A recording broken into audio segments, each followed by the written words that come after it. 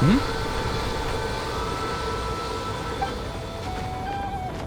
Traveler in Paimon? I'm sorry. I hope I didn't scare you. Oh, no, you didn't scare us.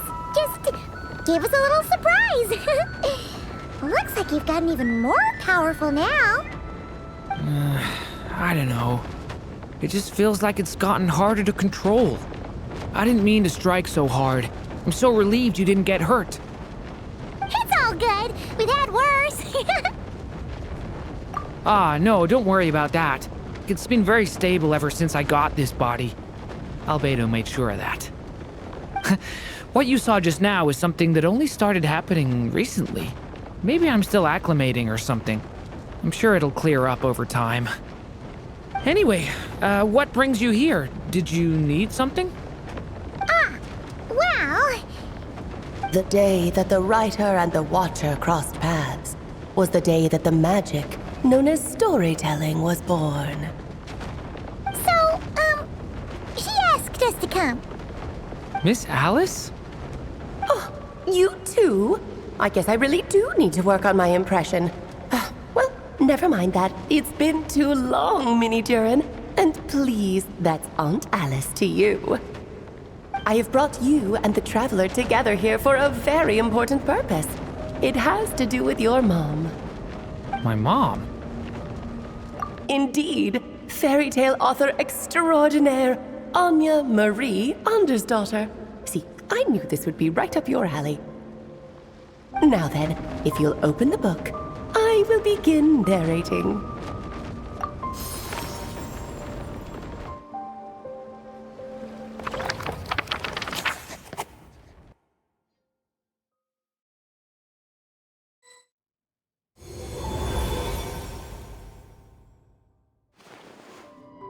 Whoa! What is this place? It reminds Paimon of Simulanka. The two are indeed similar. Both worlds were built using the same magic, after all.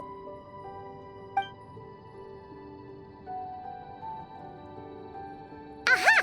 So it is Alice! Hello, Aunt Alice? Oh, no need to be shy. Just think of me as one of your mother's dearest friends. You keep talking about stories and magic. What's this all about? Simulanka 2.0 or something?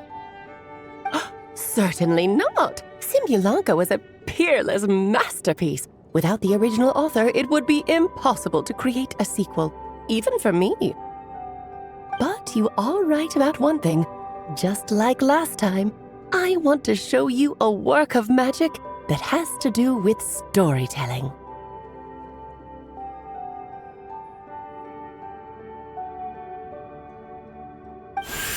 What's this?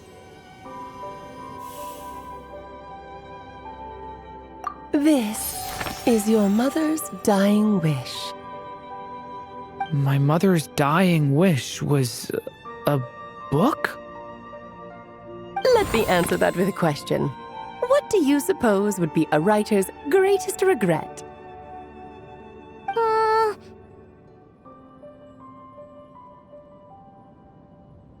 Have you ever read a book called The Little Witch and the Undying Fire? Ah, that's because it was the work of more than one person. It began as a little game at our tea parties. Each of us took turns writing the next part of the story. I wrote the first volume, then the other mages took their turns. M was tasked with writing the final volume and tying everything up. But by the time everyone had finished writing their parts, M had passed away. Oh, it was a terrible shame. A true tragedy. And that is the answer to my question. A writer's greatest regret is to leave a story unfinished. But all is not lost. I couldn't stand the doom and gloom of it all, so I went ahead and wrote an ending myself on her behalf. Then what's this book? This is the answer your mother gave to the same question. In her eyes, this was her greatest regret. She made me promise that I would bring it to you because she believed the only person who could resolve this regret is you. So my mother's greatest regret is another unfinished story? You could say that. And I guess resolving the regret means finishing the story? That's one way to put it. Oh, is a straight answer too much to ask for? Her answer was quite the opposite of what I'd expected.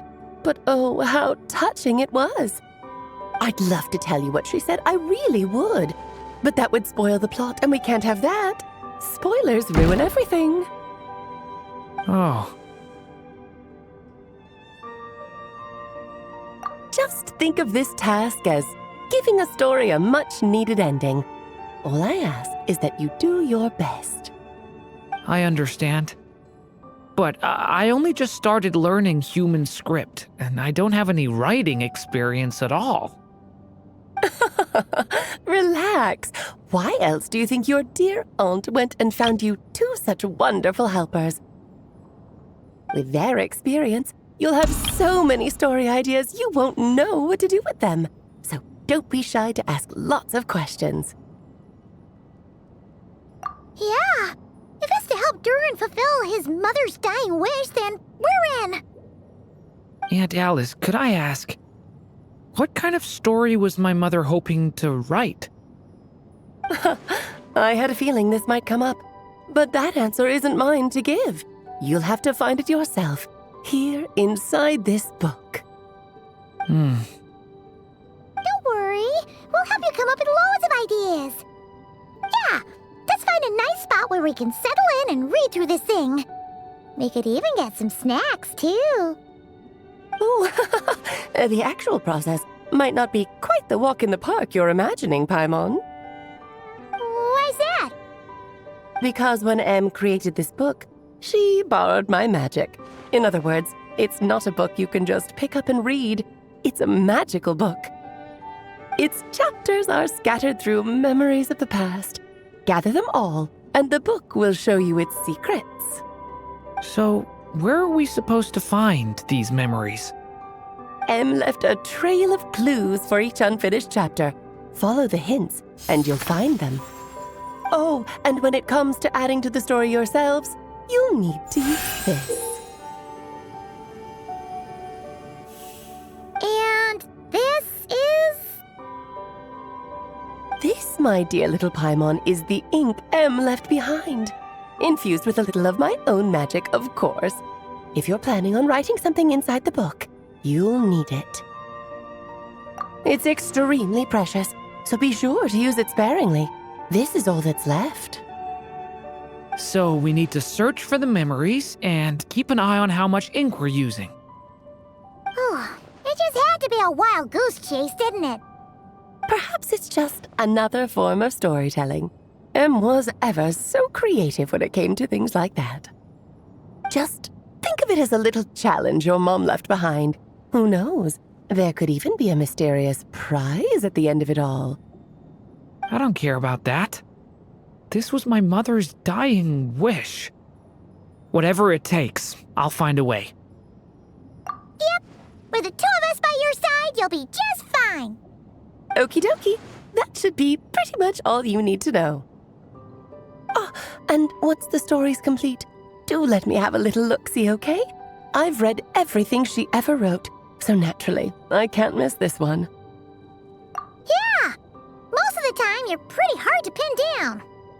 Don't worry, I'll know when you're finished. Just wait for me to reach out. All right, off you go. I can't wait to hear how the story ends.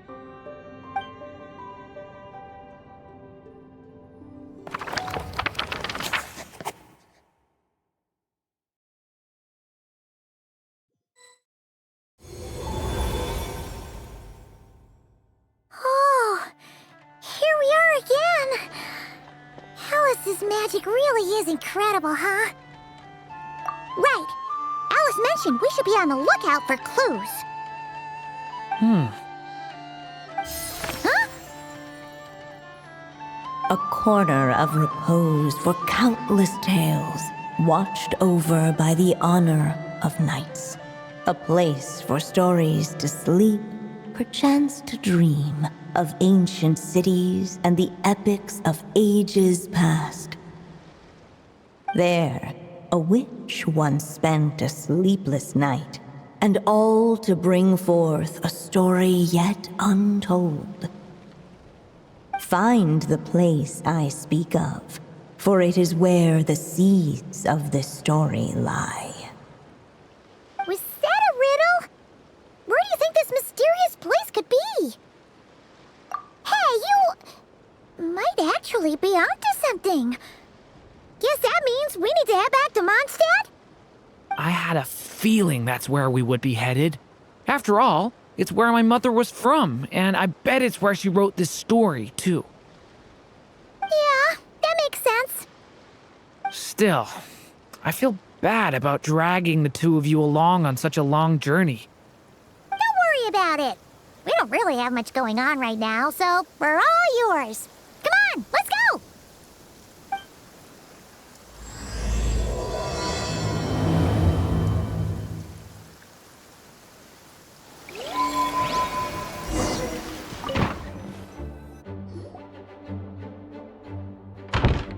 Back in the Mondstadt library, huh?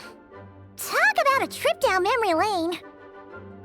So, we're supposed to find the seeds of the story, right? What do you think that means? Well, we're in a library, so it's gotta be books, right? But seriously, there's so many here. How are we supposed to know which ones we need?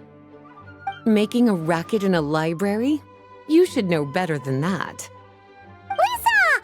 Oh, sorry about that. Now, who do we have here? Ah, my golden-haired cutie. And my little horn cutie, too. Sorry, Miss Lisa. I know you taught me to be quiet in the library, but Paimon was just trying to help. Please don't be too hard on her. Well, it has been far too long since we saw each other, so I suppose I can let it slide just this once. Back when he first arrived here, poor Jean wasn't sure what to do with him, so I stepped in to lend a hand. I figured if I can handle a boy raised by wolves, then teaching one who's part dragon should be a walk in the park. Nice! Sounds like Durin was welcomed with open arms. Why, of course. Now, let's save the reminiscing for another time. I'm sure you're here for a reason. Did you need to borrow some books? It's kind of hard to explain. Maybe you could take a look at this. Oh?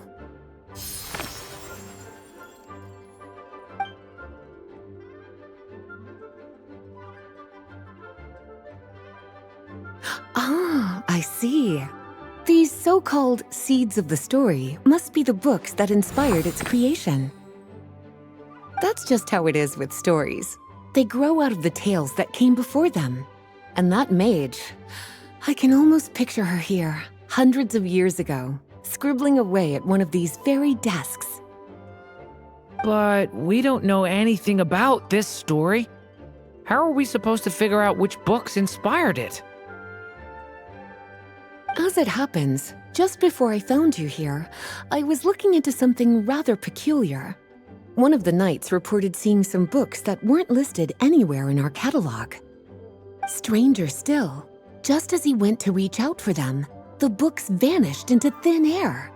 And then a while later, while he was browsing through other shelves, there they were again. Seriously? That particular knight knows this library inside and out.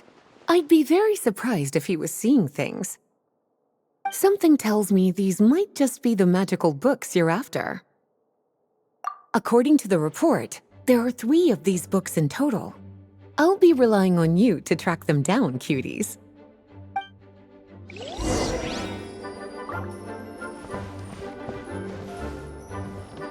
Oh, wait! Did Klee write this one? Should this even be here? We better show it to Lisa.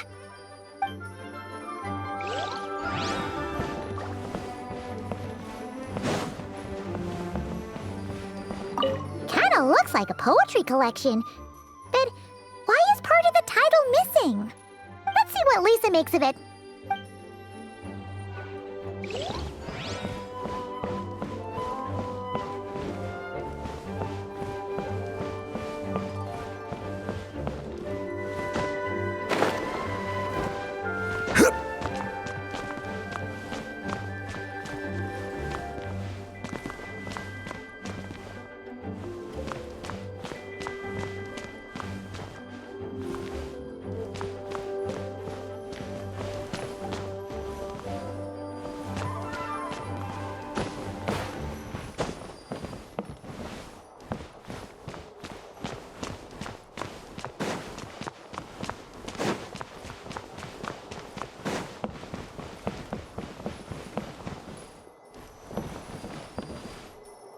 An experiment log?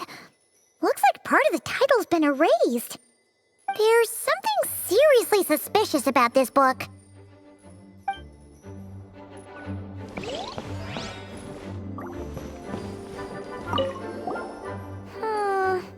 Let's hang on to this one for now. Could be one of the ones we're looking for. It's one of M's, after all.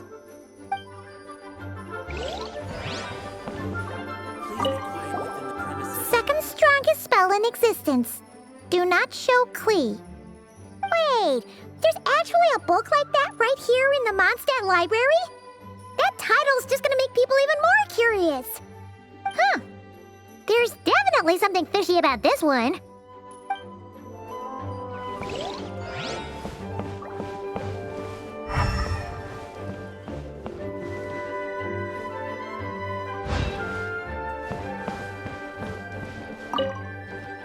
Well, did you manage to find them?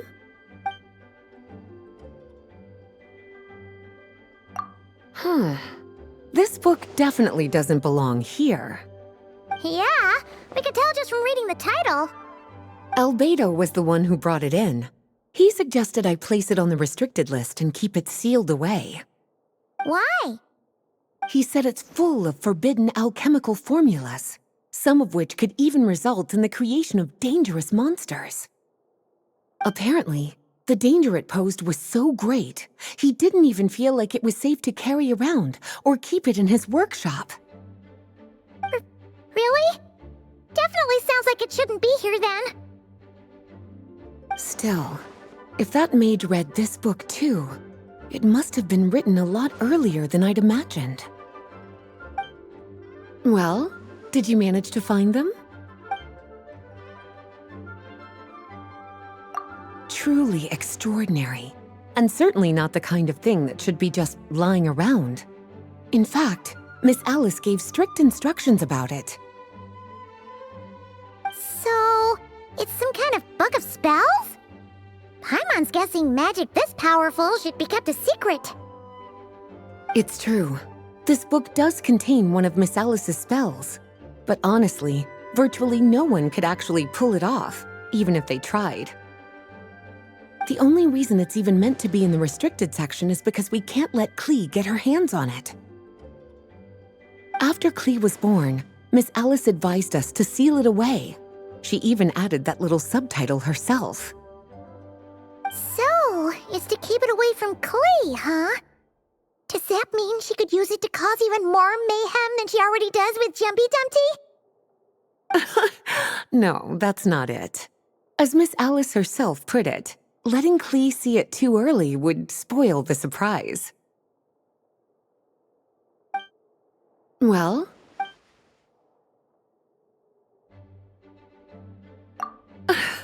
Well, it definitely shouldn't be here, but I'd highly doubt it's one of the books you're looking for. Because this is something Klee wrote. It's a compilation of all the best fish blasting spots around Mondstadt, as well as the most convenient places to stash her new Jumpy Dumpties. Of course, there's no way she'd get away with keeping a book like that in her bag. And she'd be in big, big trouble if Jean were to find out. Not only would the book itself be confiscated, but she'd be looking at a whole day in solitary confinement at the very least. Somehow, she figured out that the best place to hide it was right here. No place like a forest for hiding trees, huh? Now, every time it gets confiscated, she just writes a new one and sneaks it back in. Yes. So thanks for helping me find it. I'll finally be able to hand it over to Jean. Well, did you manage to find them?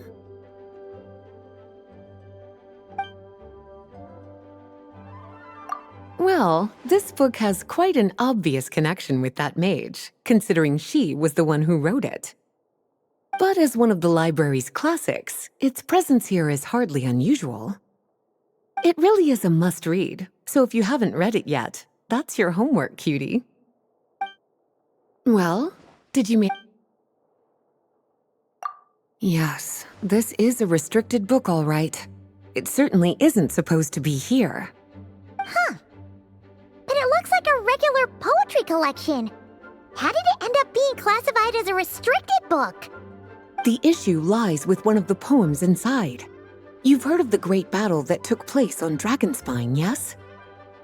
500 years ago, during the cataclysm in Conria, an evil dragon descended upon Mondstadt.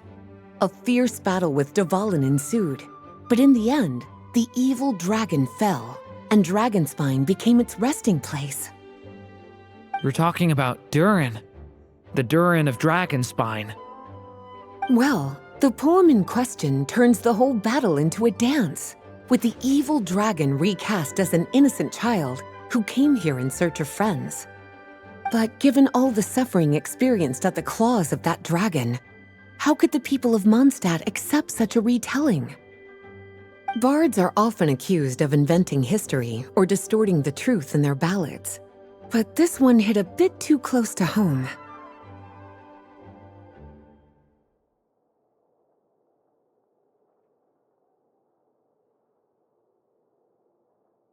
And since the knights back then were unable to track down the author, they decided to ban the entire collection, blot out the title, and seal it away for good. So the version in the poem, it was all a lie? I'm afraid that question is something only the dragon himself could answer.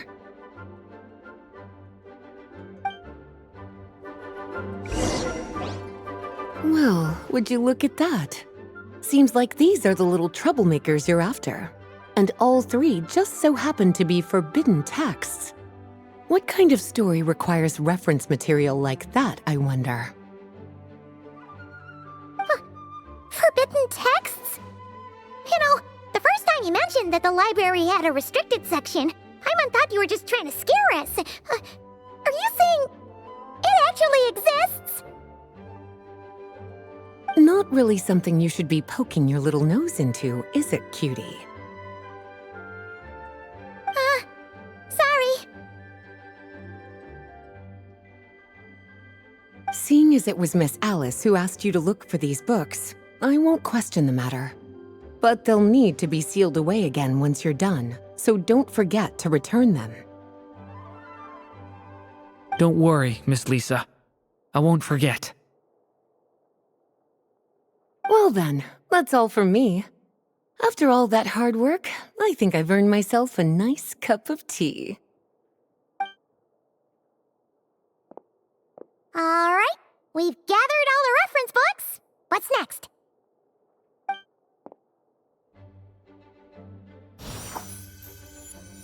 Wait, look!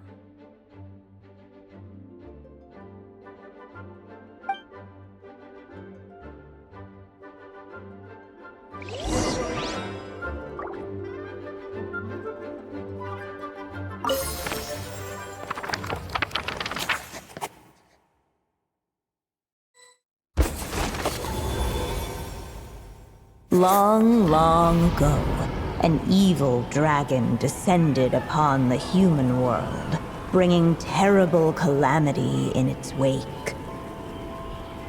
Bravely did the people resist, until at last, the dragon lay slain. Later, a witch with a love for stories came upon the tale of the evil dragon, and for reasons she could not explain, felt a pang of sorrow on its behalf. For she knew, despite its body being born of wicked alchemy, all along, the dragon's soul was that of an innocent child. Right up to the moment of its death, it had no choice in becoming a vessel of calamity, nor could it fathom the cruel fate that lay before it. Though the witch had a love of stories, she was not pleased with how this one ended. No, that won't do, she thought. I'll write you a better ending instead. And so she set off to do just that, borrowing a little magic from her friend. With it, she wove a dragon's egg, resolving to rear a dragon child of her own. Yet long in thought she lingered, wondering what kind of world her little dragon ought to behold upon waking.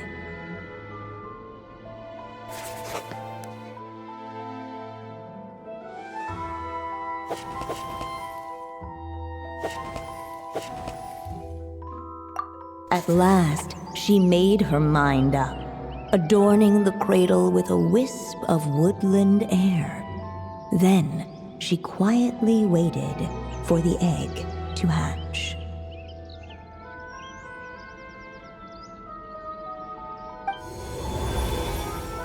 Whoa! We're actually inside the story! This must be Aunt Alice's magic.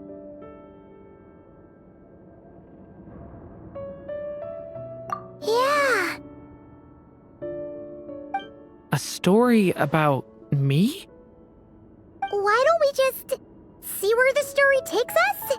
All we know is the beginning at this point. Okay. And now a golden-haired traveler, a silvery sprite, and a dragon-born youth step onto the stage. What new chapter will their arrival bring? Whoa! That came out of nowhere! Was that the same voice we heard just now? Yeah. But why does it sound so familiar? I've missed this. It's just like the stories my mother used to tell me. You mean... M? She used to tell you stories? Yeah, she loved it. Back when she was still alive. Sorry, we should focus on what we're here to do. So, now that we're in the story, what's next? The dragon youth wondered aloud, yet all he could do was wait for the story to unfold. Of course, there's something to be said for helping it along. Perhaps a little exploration could prove fruitful. Oh! Is that a hint? Yeah, I agree.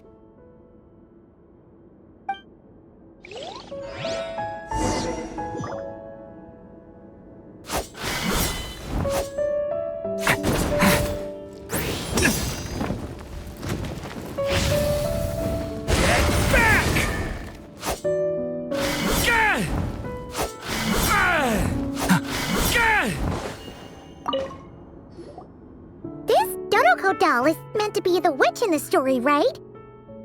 Wait a second. All the people we've seen that look like that turned out to be mages from the Hexen Circle. Do you think the witch in this story is one of them too? My mother had a hat just like this.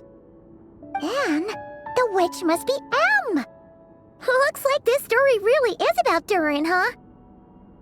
Whether the sprite spoke true or not, it had little bearing on the story at hand.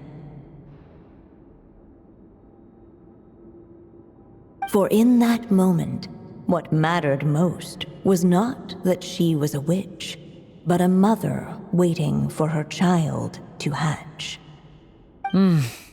Let's keep looking.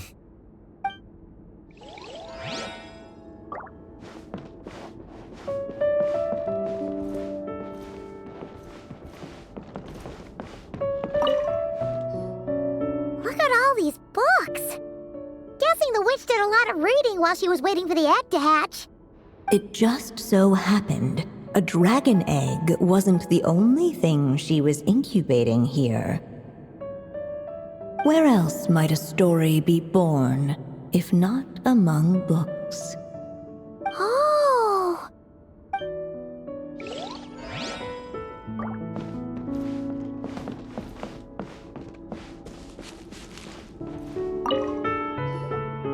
This must be the dragon egg, right? Looks like it's gonna hatch any moment now. So we've got a dragon egg about to hatch, a witch who loves stories, and that evil dragon we heard about at the beginning. Yep, it all adds up. This is my story, isn't it? Okay, so how are we supposed to help the story along? It feels like all we can do right now is wait. Apparently, it hadn't dawned on the group to look for a way to help the egg hatch faster. Oh, right! We're at the point in the story where we're waiting for the baby dragon to hatch, so that has to happen before the story can continue. With the flames at his command, perhaps the dragon youth might be able to provide the egg with sufficient warmth. What? You want us to roast the dragon egg? The silvery sprite's surprise betrayed her lack of reading, for in countless tales it is told that only by fire's embrace will a dragon's egg hatch swiftly. Huh, you kinda have a point there. Okay, I'll see what I can do.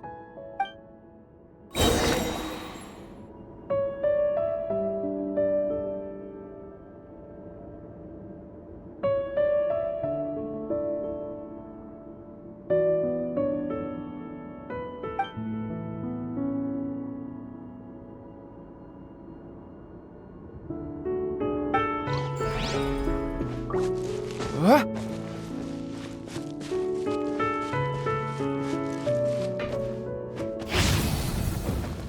Thunder! Stay away from me!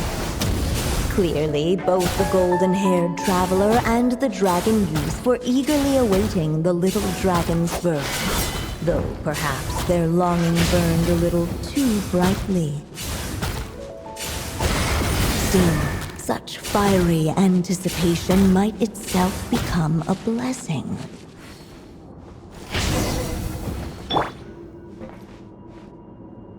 At last, under the witch's expectant gaze, the little dragon broke free from its shell. No living being has ever decided the moment of its birth. You were no exception, my child. I brought you into being because I willed it so, just like the witch who created that evil dragon. But I promise you this. Your birth was wanted. You are loved, and you will have a different fate than the dragon that came before you. You've never told me those things before, but for some reason, I always knew. Thank you for bringing me into this world.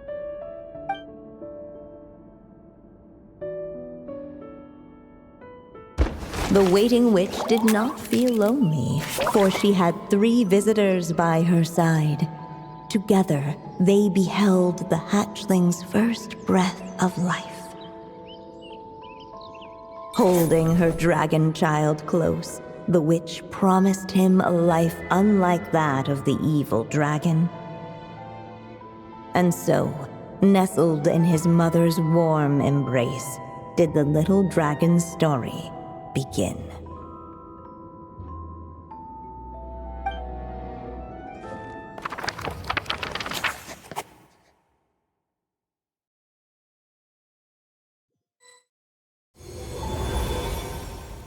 Wait, isn't this Mondstadt?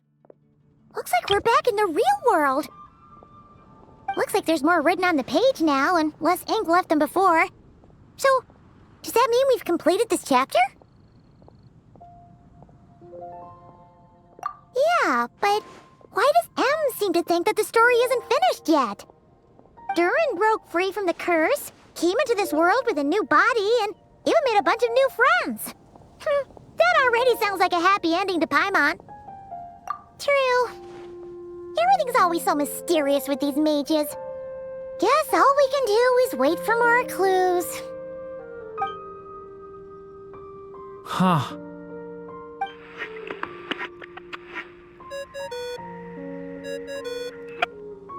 Is this thing on? All right, that should do it. Hey, that's Alice's voice! Hello there, children. If you're hearing this, you've stumbled upon the little recording I left for you. I thought you could use a few hints about how the book works. By now, I'm guessing you've already begun to leave your mark on the story. You should know, however, that the book needs time to absorb the ink, so the next chapter's clues won't show up right away. Wait, so even magic ink needs time to dry? The good news is, you can return to any chapter you've already completed and continue to explore the mystical, magical storybook world you helped create. Have fun, dearies. Toodles! Oh, man! Paimon was so ready to knock this out in one go! Maybe it's for the best. Sooner or later, we'll end up being whisked off to another world again, and if that happens, who knows when we'll be able to come back. So it might be good to take a break while we can. A break. Yeah! Paimon has a sudden craving for the Good Hunter's sticky honey roast. And we happen to be in Mondstadt, so... So let's meet up here later. I need to find Miss Lisa to return those books anyway.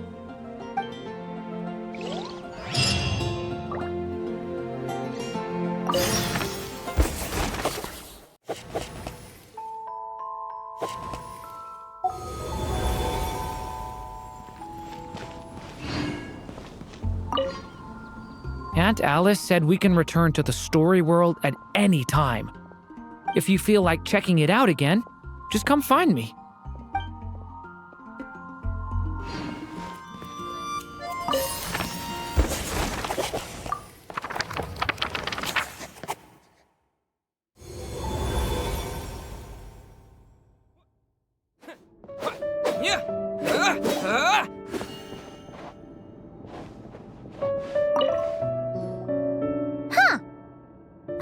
Remember seeing this many manuscripts last time we were here. So, she wrote this many books even after Durin was born? Let's see. Weird.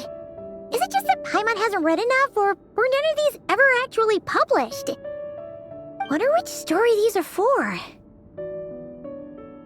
Well, looks like a lot of work went into it, so it must be a pretty great one.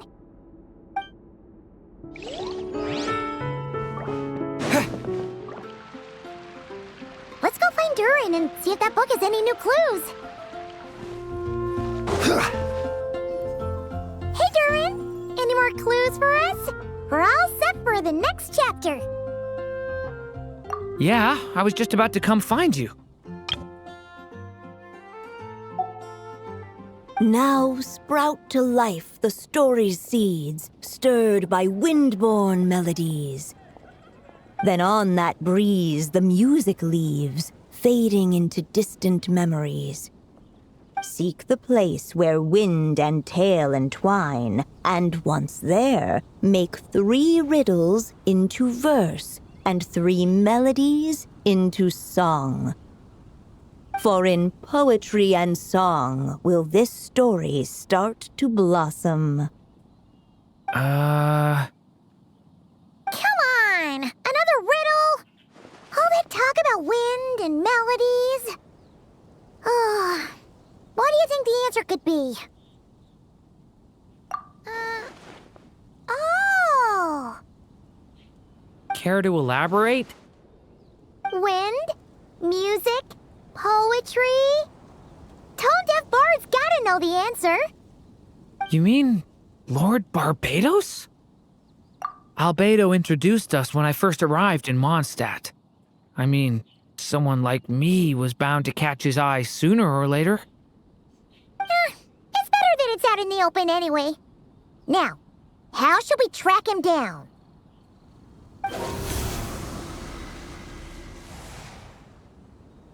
I'm pretty sure he's already caught wind of what's going on here. Why don't we just see where the wind takes us? Ah, right. He definitely makes it easy to forget he's a real god sometimes. Where am I going to get them? Traveler, Paimon! What a sight for sore eyes! Ah, and the little dragon from the fairy tale world.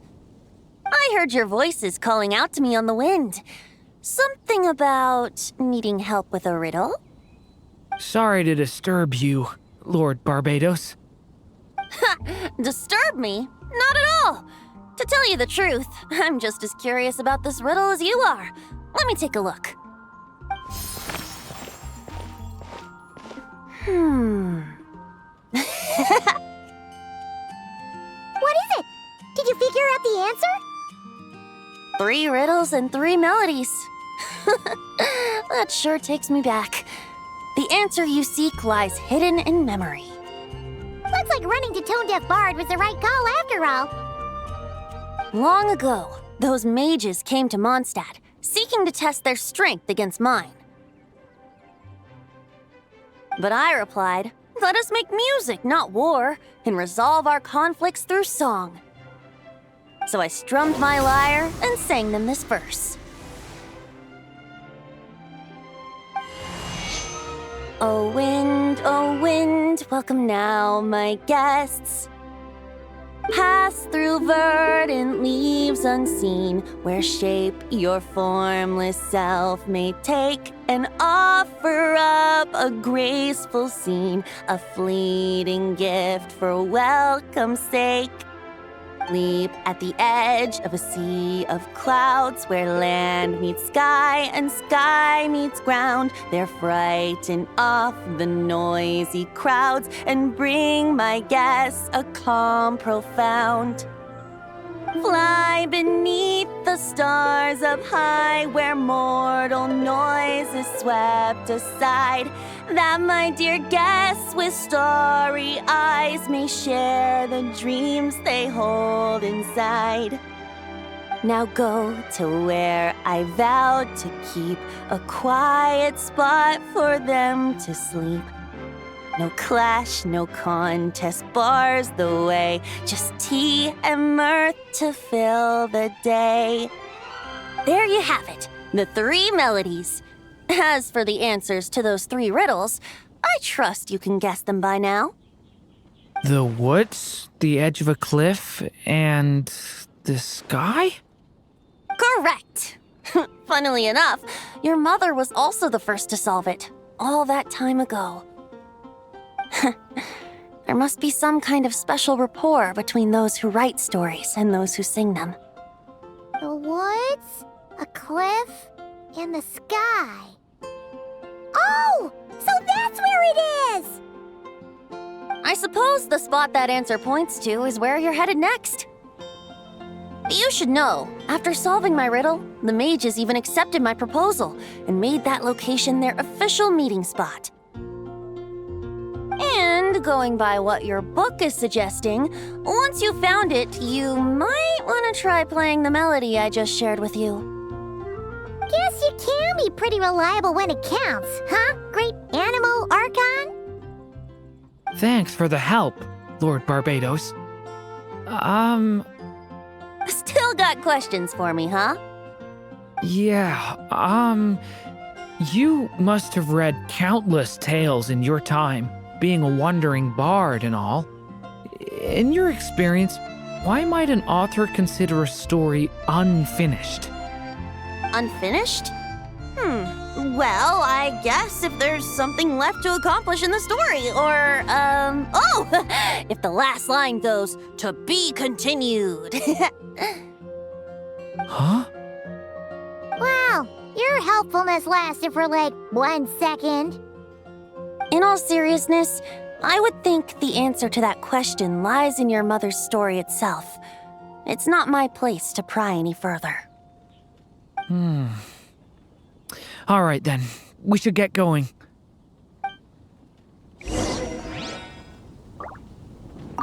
I wonder when their next meeting will be.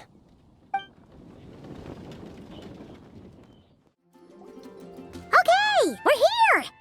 Now, we just need to play the 3 melodies, and we should be able to gather the memories for the next chapter, right? A musical performance? Huh. Out of all the things Miss Lisa has taught me, that's the one I'm worst at.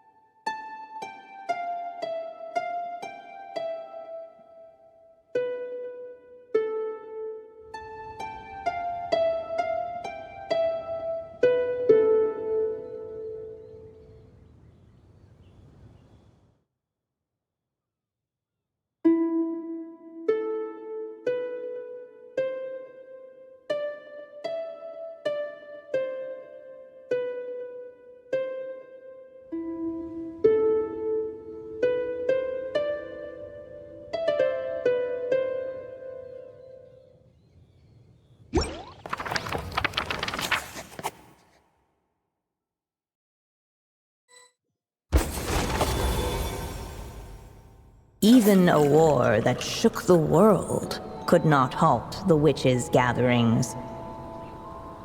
Yet even so, with the passing of time, 3 of their teacups no longer came to be set. The witches did not linger long in sorrow, for the Story Witch had brought glad tidings of her own. Born was her dragon child, safe and sound. Her fellow witches offered up their blessings, eagerly debating how to celebrate the child's birth.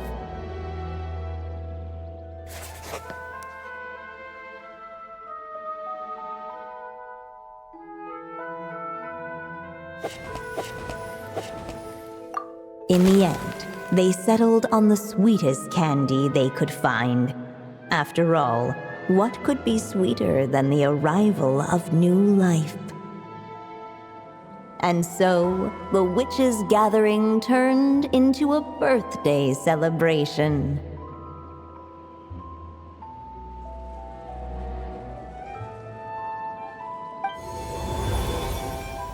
So, we're back in the story world, huh? As if from nowhere, new guests appeared at the witches' table.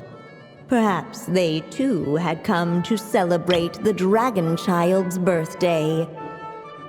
Yet while everyone else was busy thinking about what kind of gift to offer, these 3 seemed to have come empty-handed. Hardly the recipe for a warm welcome to a birthday party, now is it? A gift? Hey, what's this all about? We only just found out this was a party! While the guests voiced their complaints and grievances, perhaps they should have been wondering what kind of gift to give instead. So, we need to bring a gift to advance the story? Where are we supposed to get something like that? Perhaps it would be a good idea to have a look around. Why didn't you just say so?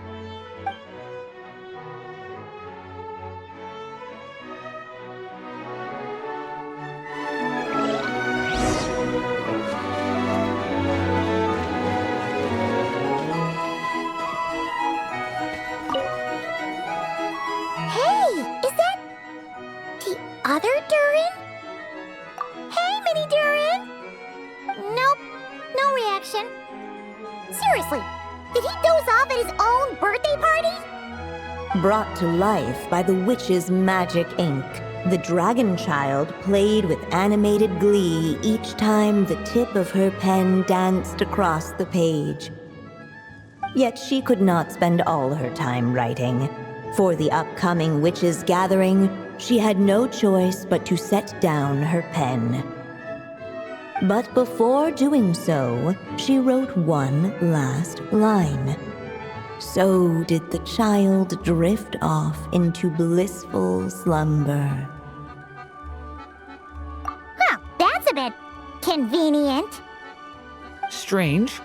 I don't remember ever being at any of the mages' gatherings. When exactly was this birthday party supposed to have happened? No wonder you don't remember. From the looks of it, you were probably fast asleep at the time. The witches went on chatting away, ignoring the empty-handed guests.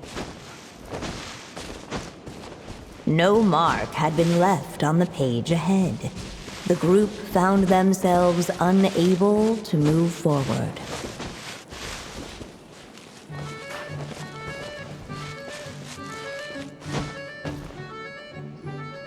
Hey, could we use these as gifts, maybe? At last, the guests found something to give the dragon child. Guess that's a yes then. Which one should we go for?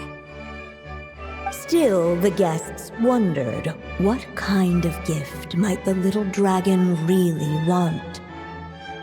Should they put a warrior's sword in his hand and send him out on an unstoppable quest to save the world? Or perhaps a wandering hero's slingshot and the promise of a life of endless, uncharted adventure?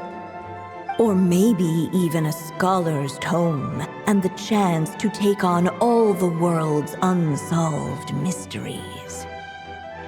Okay. Wow. That's a lot of pressure all of a sudden. Oh yeah!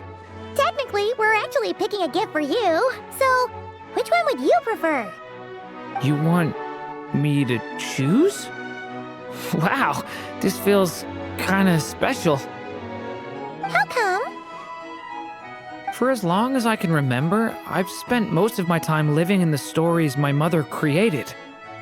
I always thought my mother had everything written out for me already, just like the toy figures in Constellation Metropole. What I wanted to do with my own future. That's something I've never really thought about. What did I want back then? This is the first time I've ever asked myself that question. Sounds like this is the perfect opportunity to answer it then. It's been a while since you left Simulanka, and after everything that's happened, it might be about time to start thinking about your future. Then let me give it some thought.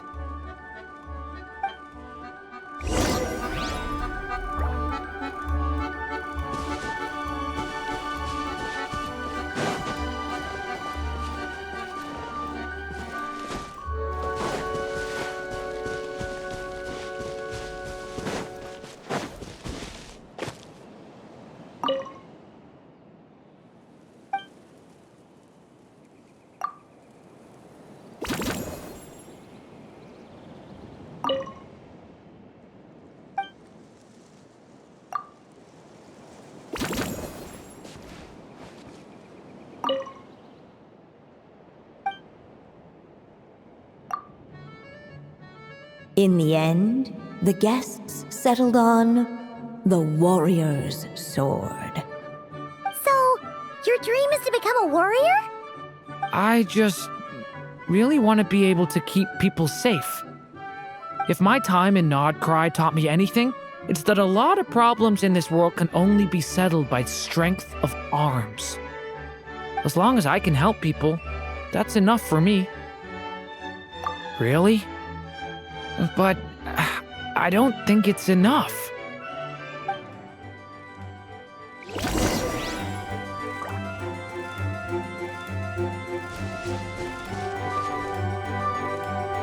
Alright.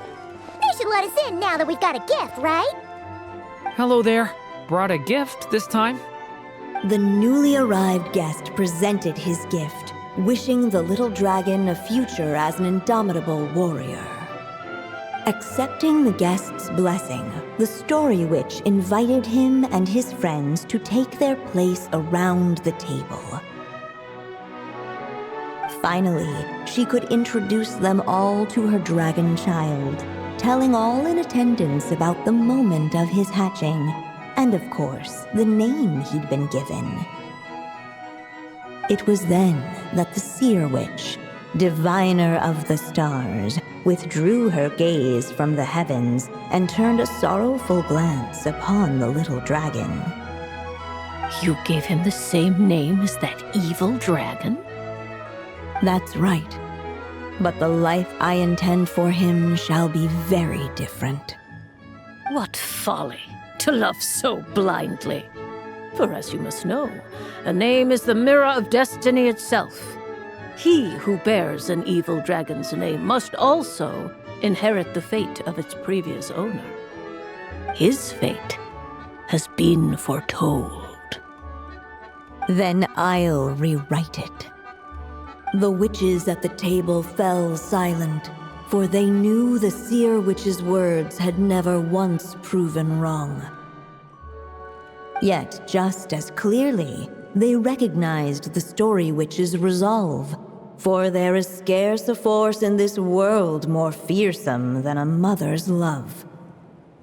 At last, the Merry Witch stepped forward, dispelling the uneasy silence. So be it. Then we'll all lend a hand. Together, we shall rewrite this child's fate. You mean to defy one of the fundamental rules of this world? I refuse to be shackled by such rules. Besides, this is a witches' gathering, is it not? What could be more fitting a subject for this occasion than to defy them? Oh? Sounds like an interesting experiment. I suppose, were we to succeed in this endeavor, we might bring a touch of wonder to this otherwise dreary sky of stars. The Merry Witch finally talked them all round, just like she had done many times before. Warm and strong as the sun she was, so much so, in fact, that those who her light shined down upon had no choice but to bask in it. And so the witches readied their gifts, 3 marvels of the cosmos. For this child, I shall decipher the ravings of the heavens and lay bare before him the trickery of fate.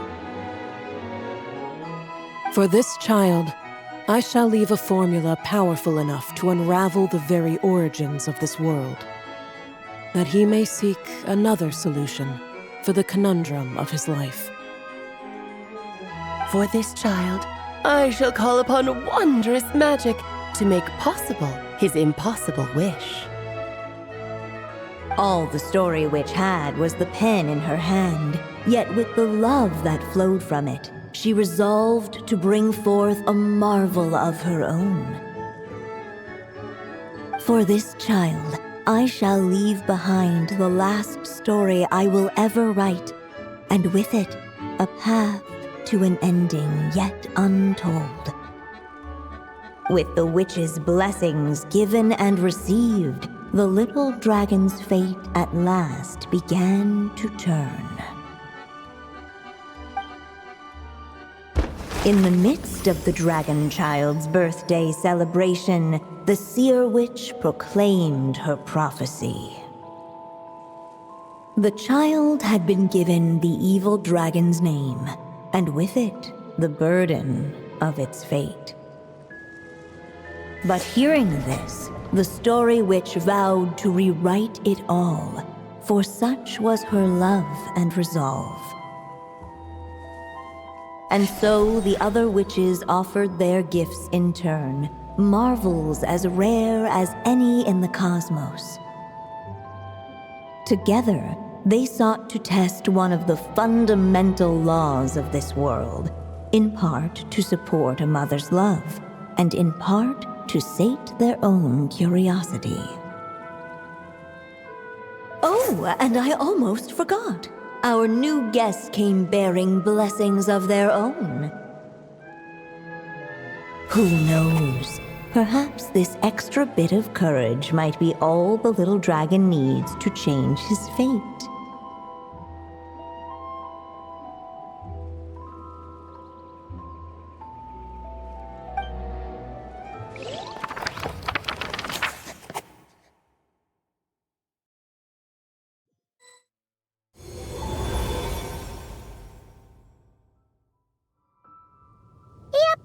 Looks like we've completed this chapter, too.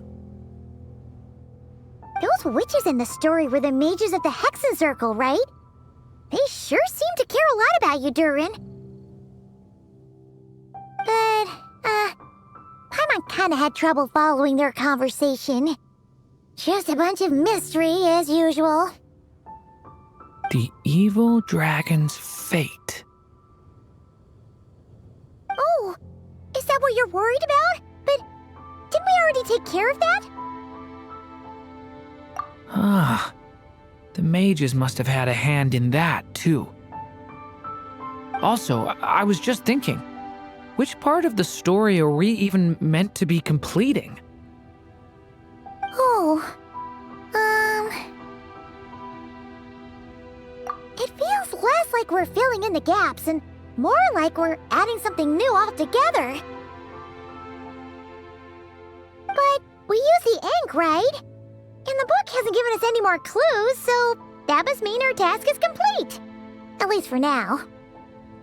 Yeah, I guess we're doing something right.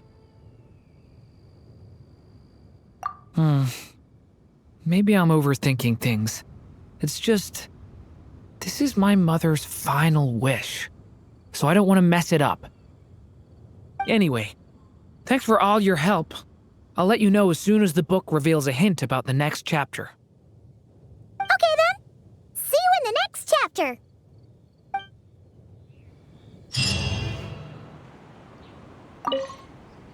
I think I'm gonna stick around, take my time reading through this book. If you feel like jumping back into the story, just come find me.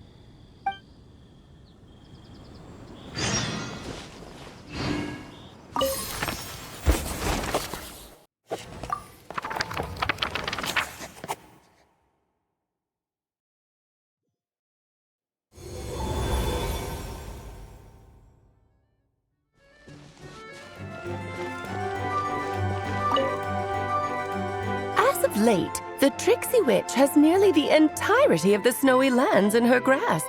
Now none but the Tsar can command her submission. Such a pity that she can no longer spare the time to join our gatherings. Tell me, does the Wander Witch still roam among the stars? Who can say how long we'll have to wait for her return? I had hoped sharing all the fun little stories from our gatherings might entice her to remain. Then how about the Memory Witch? Does she still walk the mortal realm? Yes, she has that secret mission of hers to accomplish, so she couldn't make it to our gathering. But she doesn't seem to regret her choice, so naturally, it's not my place to pry. As rare a chance to gather as this, and yet almost half of us are absent. Cheer up. At least you came with good tidings. I suppose I'm just feeling a little sentimental. After all, there will come a day when I, too, am among those absent at these gatherings.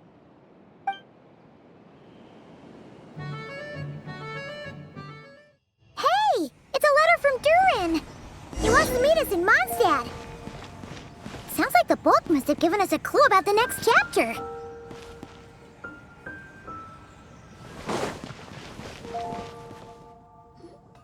Some say the god of fate calls the outcome of every dice roll before it's even made. And that's why the secret to winning a lot of games is having that god on your side. Your luck is amazing, Kaeya! Your turn. Give it another shot. Fear not, O Crimson Dragonborn. For I, the Princess of Ertalang, have bestowed upon you the benediction of the midnight hour, and with it you shall surely smite this usurper.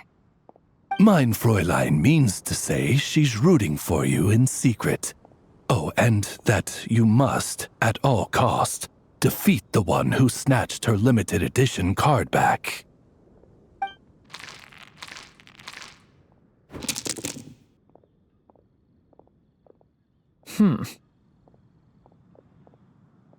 I'm not too sure if that counts as good luck or bad. Tis not but the perfidious machinations of fate.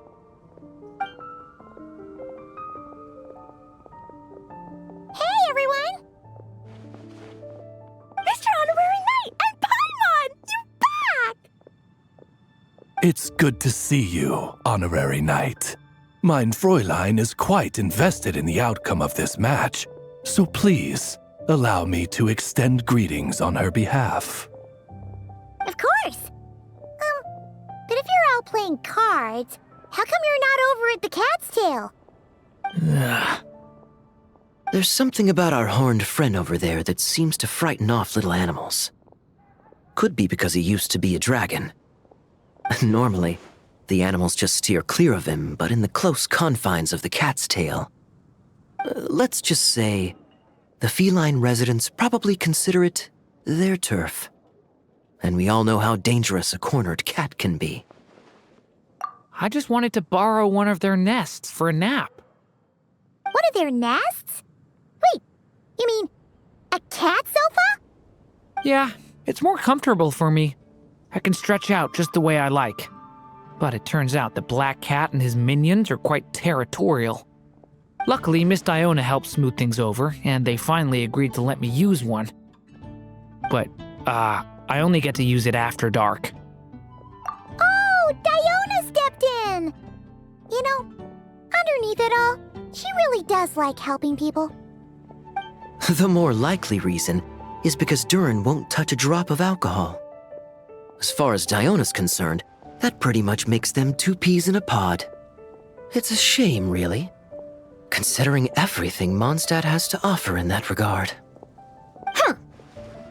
Mondstadt's alcoholic drinks are a bit too much for me to handle right now. But maybe someday. There's no need to force it. Who says you have to drink just because you're in Mondstadt? Yeah, it's just, I'd really like to make some more friends. So I need to learn how humans socialize. I guess alcohol is usually involved, though.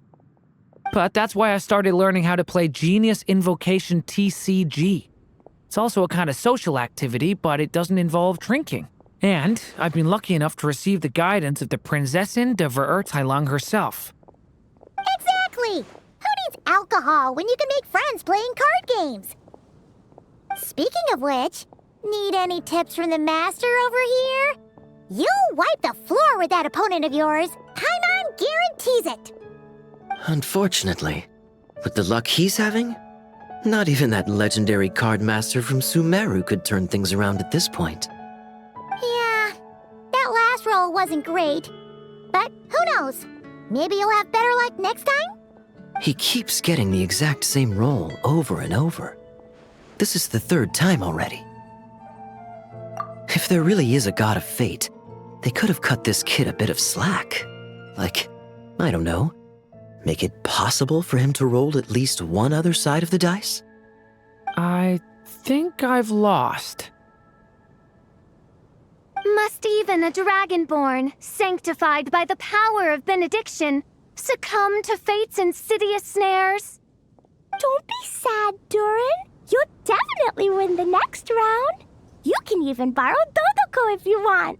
Mom says she brings good luck. Thanks, Klee, but there's something more important I need to take care of now. Oh, okay. So, the book's given us another hint, right? Yep, and I think I've guessed where we're headed this time. Come on, follow me.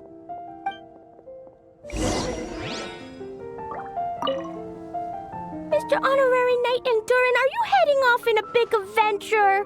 But Master Jean Dvalin said I can't leave the city today. Promise me you'll tell me all about it when you get back, okay?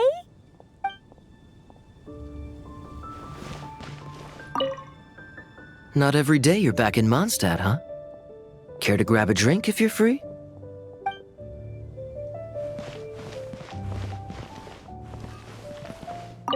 So be it.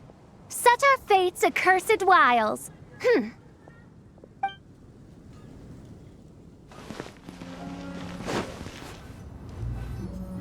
In what sort of castle might a storybook dragon dwell? The witch turned to a mighty dragon born upon the wind to seek her answer. From afar, she beheld a solitary castle, standing lonely beneath its wings, and wrote it into words. Its walls kept out the wind and rain, yet also cast a solemn shadow. Enveloped by their shade, the story's boughs were lulled into a torpid slumber and reached no further skyward. So that's the clue. I think we're meant to find a place where dragons live, and this time, in the real world. I asked around, and it just so happens that there's a place like that in Mondstadt. Yep, that checks out. I've heard that the dragon here is called Dvalin, and that he's a magnificent creature. I hope I get the chance to meet him. Wait a second. Do you think having the two of them meet is the best idea? You know, considering everything that happened in the past? How would we even explain everything to him? Well, if we do run into Dvalin, it should turn out okay with us there at least. Is something wrong? Nope. Let's go!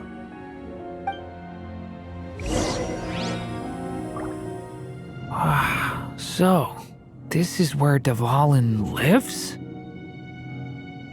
Yeah, right into the middle of a raging storm. If you're afraid of getting blown away, Paimon, you can always hang onto my sleeve. This isn't Paimon's first rodeo. Come on, let's get going!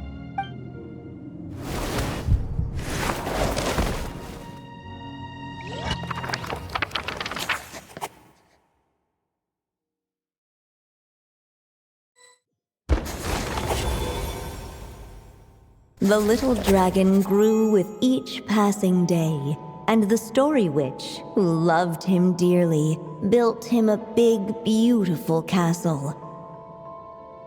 Yet in the end, she herself succumbed to time's merciless march, setting forth on a journey to a place beyond even the stars. All of a sudden, the little dragon found himself alone. He tried leaving the castle to make some new friends. But already he had grown the claws and scales of an evil dragon, just as the prophecy had foretold. Afraid he might hurt someone, the gentle little dragon hid within the castle his mother had built, and came forth no more.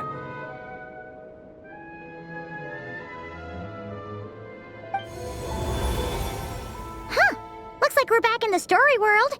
And from the sounds of it, this chapter must be about Simulanka, right? Yeah, like the fairy from the Forest of Blessings, the king of Constellation Metropole, that cat lady who turns into a box. Yep. That will be Nilu, Navia, and Kirara. Oh, and there's Hat Guy, too. Only lately, whenever I see Hat Guy, I get this strange feeling. What kind of feeling? It's like there's something on his mind. He hasn't told me what it is, but I can sense it all the same. Well, he's always been kind of broody.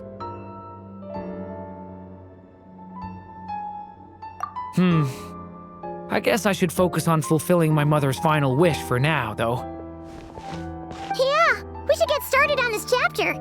So, let's track you down and free you from fate's curse once again. That day, a small band of adventurers suddenly arrived beneath the castle walls. They promised to help the little dragon cast off the curse of fate. Yet as they stood beneath the castle walls, it appeared they had no idea how to even begin. Hey! Instead of making fun of us, how about giving us a hint? The little dragon had shut himself inside the tall tower at the castle's center. Anyone who wished to reach him must traverse the barriers that wall off his heart, for there is no other way. Looks like we're in for another long one. Let me try something. Ooh, do you have an idea? If that little dragon in the tower used to be me, then surely I'd know how he shuts people out better than anyone. Come on, follow me.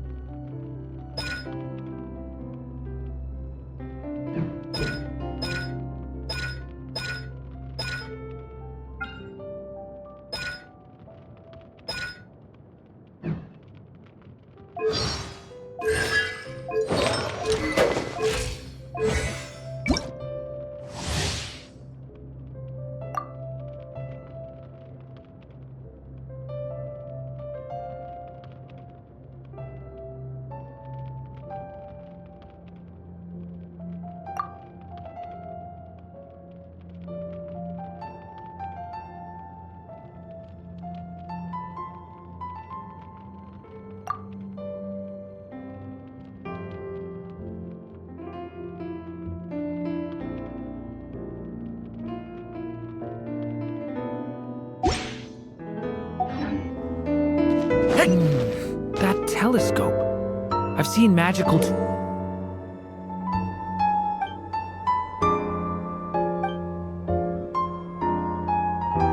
tools like that before. It should come in handy.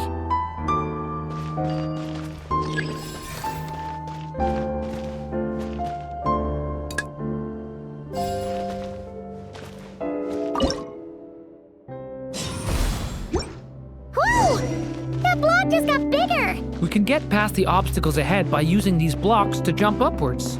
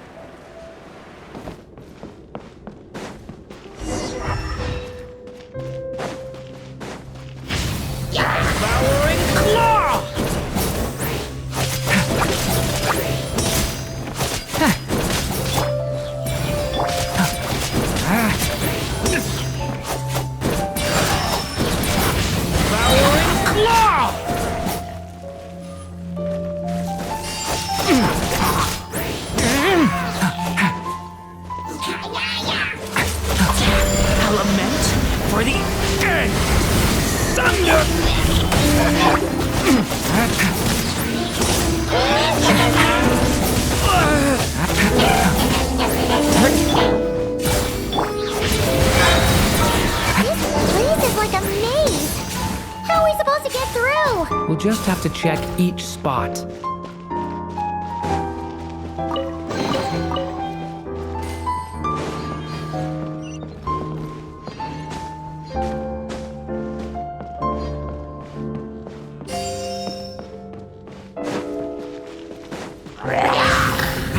Element for the end!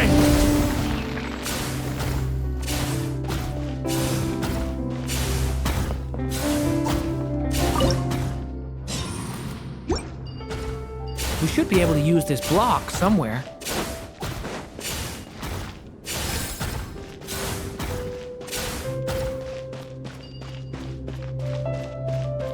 Looks like this telescope is missing some blocks.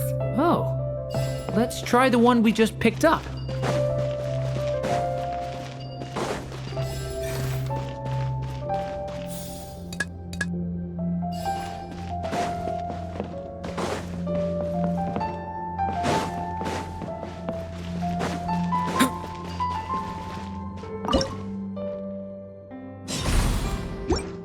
Still not enough. Guess we'll have to keep searching.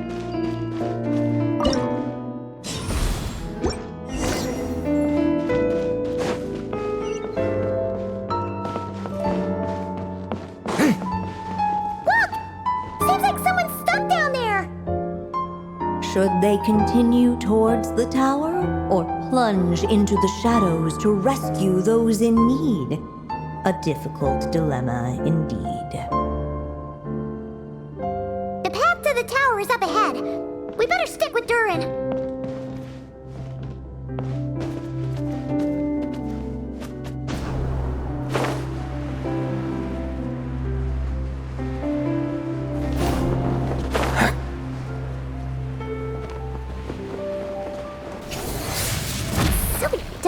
Here. Hey, there's a fire over there.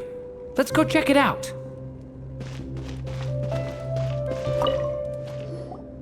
Wait, is that?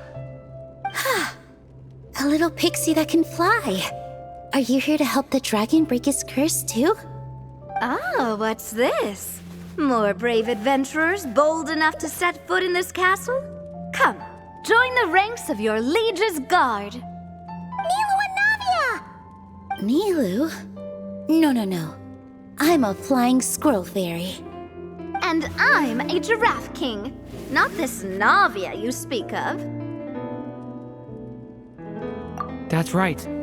Oh, and don't forget Catbox Lady. Are you friend or foe? Friend! Definitely friend, Miss, Catbox Lady? Yeah, Simulanka is a big part of Durin's story. So, guess it's no surprise the people we were with there would make an appearance. Okay, I think I get it now. Flying Squirrel Fairy, Giraffe King, Catbox Lady, please follow me. The shadows cast from the high walls of the tower were manifestations of the dragon's loneliness, barring the path of any visitor who wished to be his friend. The group of brave creatures sought to aid the little dragon in lifting his curse, yet without light to lead the way. The group was trapped, waiting on a miracle. These shadows are blocking our path. It seems like the little dragon is afraid to meet us. If only we had more firelight. But you three don't seem to fear these shadows. Why? Because I carry more than enough firelight for all of us. Besides, even though we're here to complete the story, who says it can't look a little different this time? Before I met you all, I was so sure I'd never make a single friend. I pushed away anyone who tried to get close, until some kind of miracle brought you to me. This time, allow me to return the favor. I'm not sure I followed all that, but you want to help the little dragon break his curse too, right? Yes, so please, come with me.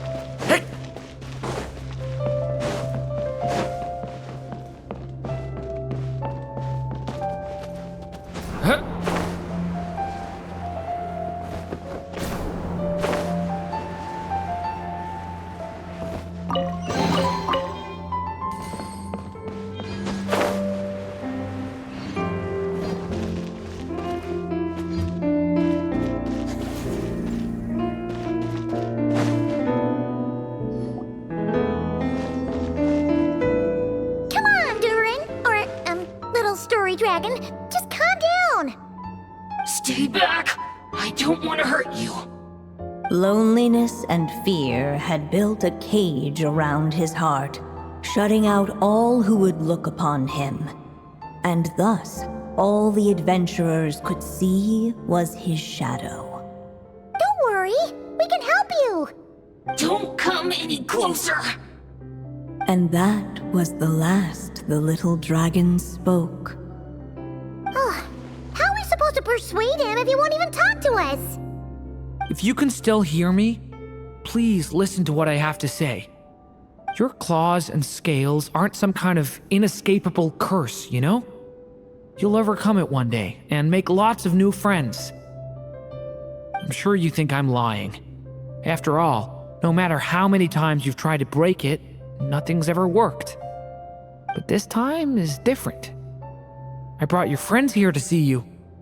Oh, what did you say? Hi, little dragon. I'm the Flying Squirrel Fairy, and I'm here to help you lift your curse. Will you talk to me? And I'm the Giraffe King. Don't be afraid, little one. We're not afraid of you. I'm just a cat in a box, but I'd very much like to be your friend too. These are my friends? Yeah, they're your friends in the future you'd be trying to avoid. I can promise you that. They're reaching out, so you just have to ask yourself one question. Do you... After a long silence, heavy footsteps echoed from the tower's shadows, but still, the one who made them refused to step forward. Though the cage to his heart had been unlocked, the little dragon remained ashamed of his claws and scales. How can I face my friends like this? Don't worry, little dragon. We're gonna offer up our blessings and make a wish to the goddess of fate to release you from your curse. Yeah, just like last time! Make a wish? To the goddess of fate? At that moment, the merry witch made her entrance. Hello, little one. Don't be afraid. With the blessings of your friends, your wish shall be granted. Alice? Wait, you're the Merry Witch from the story? Correct. It is I, the Merry Witch, creator goddess of this realm. And it just so happens the goddess of fate is none other than my dear friend, the Story Witch. I'm here to make good on my promise to lend her my second strongest spell. With this spell, she'll have the power to create an entire world. So naturally, granting your wish won't be a problem. Provided, of course, you receive your friend's blessings. But before we proceed, I must check something on her behalf. Little dragon, do you accept this blessing? I want to be your friend. So if you're offering, then yes, I would love to have your blessings. Were it not for the adventurer's blessings, this tale might have ended long ago. Thanks to them, another ending was now possible. Yet in that moment, they did not know if this blessing was truly a gift or just another trial in disguise. What? You didn't say a word when we actually needed a clue, but now at a critical moment like this, you turn up and start playing mind games? Another trial. Ha, that actually sounds about right. Be it the fictional problems of Simulanka or unavoidable conflicts in the real world, if you think about it, that's what they've been all along. But if it wasn't for those trials, I never would have met any of you. So, despite all that, I'd still like to give my blessings. That's the spirit! Come on, Durin! Let's help you make your wish come true again! On behalf of both my past and present selves, thank you, my friends.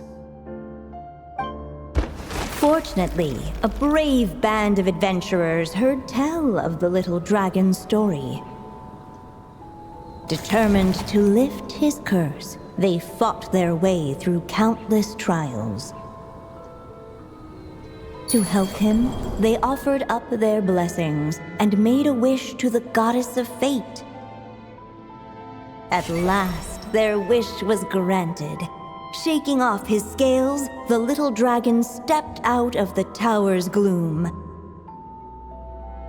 But his time in the world beyond the castle would soon teach him this gift would bring blessings and trials of its own.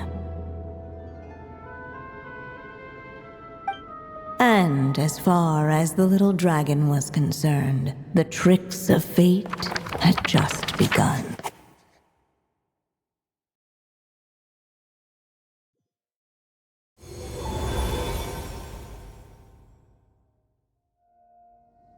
So, Durin's wish came true, just like it did before.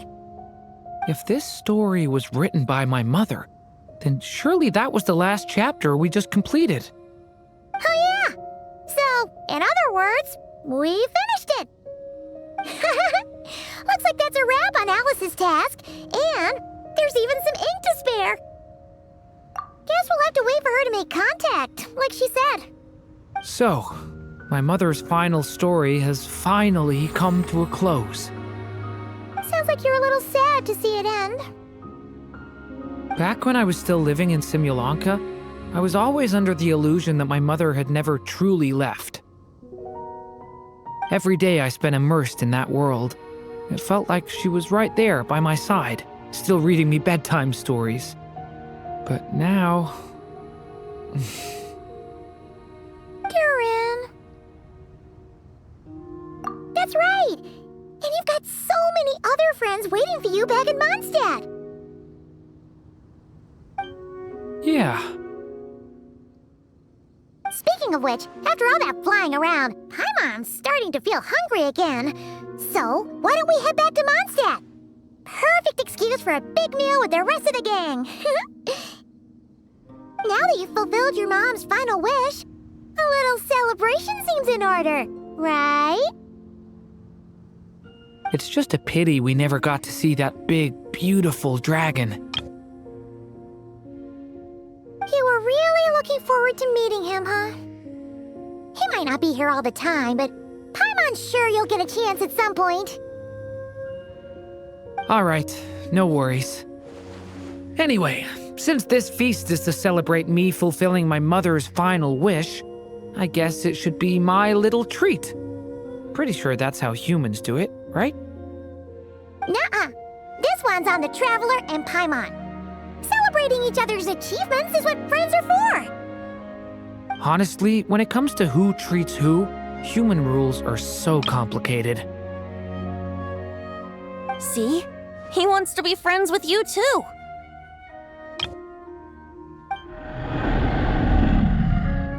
But the moment hasn't come. At least, not yet. In any case, the story should have a better ending this time, don't you think?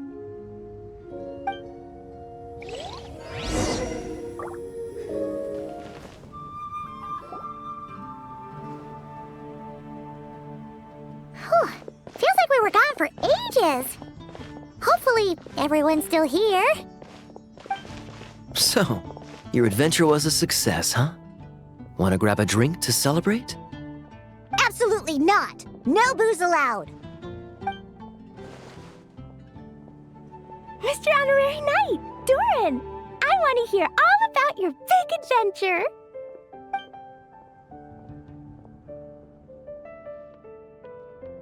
We're gonna order a big meal for everybody first. We'll talk while we eat. Yippee! Excuse me, did I hear you call him Durin just now? But wasn't Durin the evil dragon that fell on Dragonspine? Come on, miss! This Durin isn't that evil dragon from Dragonspine. Albedo said... well, it was kinda confusing. But anyway, it's super cool. Oh, is this your first time meeting him, Marjorie? No wonder you're getting him confused. Still, even if you hadn't met him yet, shouldn't you have heard about him at the very least? At this point, pretty much the whole city has.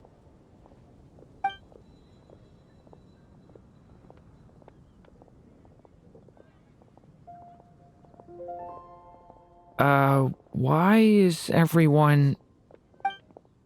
So, what exactly is his connection with the evil dragon? Wait, but those horns on his head. Surely he's not a... Did everyone just forget about Durin? No, that can't be.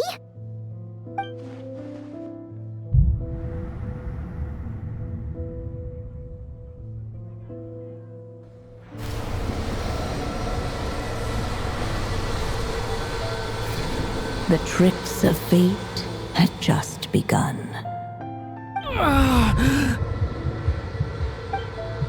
Watch out!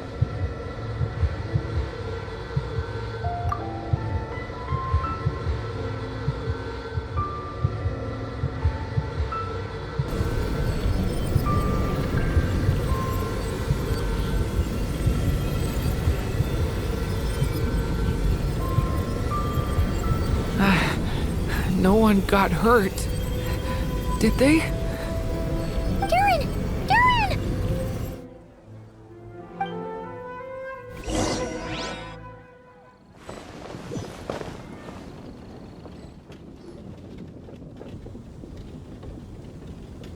I just had Barbara check him over.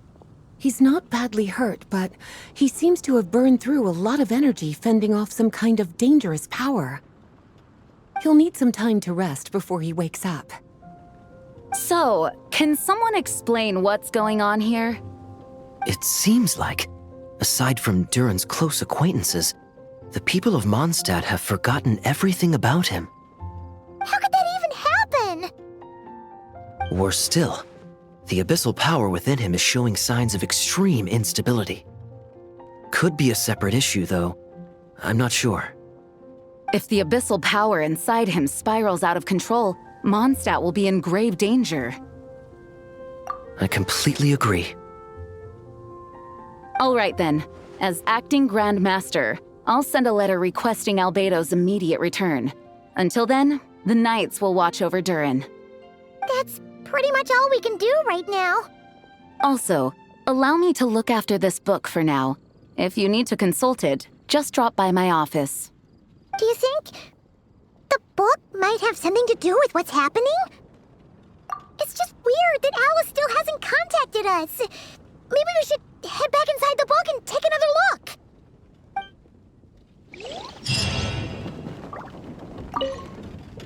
No need to worry. He's stable for now. Klee was really looking forward to hanging out with Durin. We'd better not tell her what's happened to him just yet. I'll have the Knights notify you as soon as he wakes up. Hey! A letter from Jean! Looks like Durin's woken up. Let's go see how he's doing.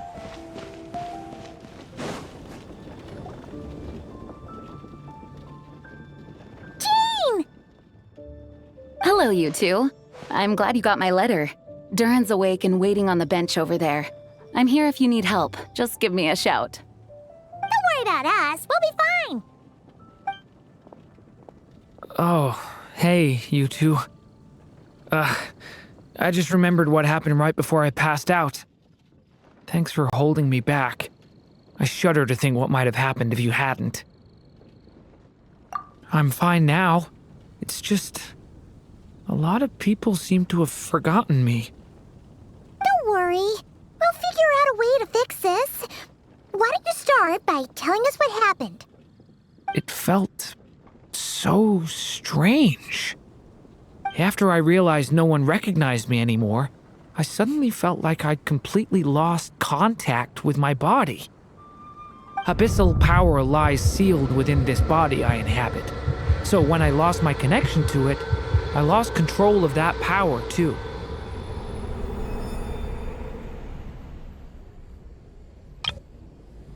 It wasn't until I heard everyone calling my name that I was able to reconnect with my body.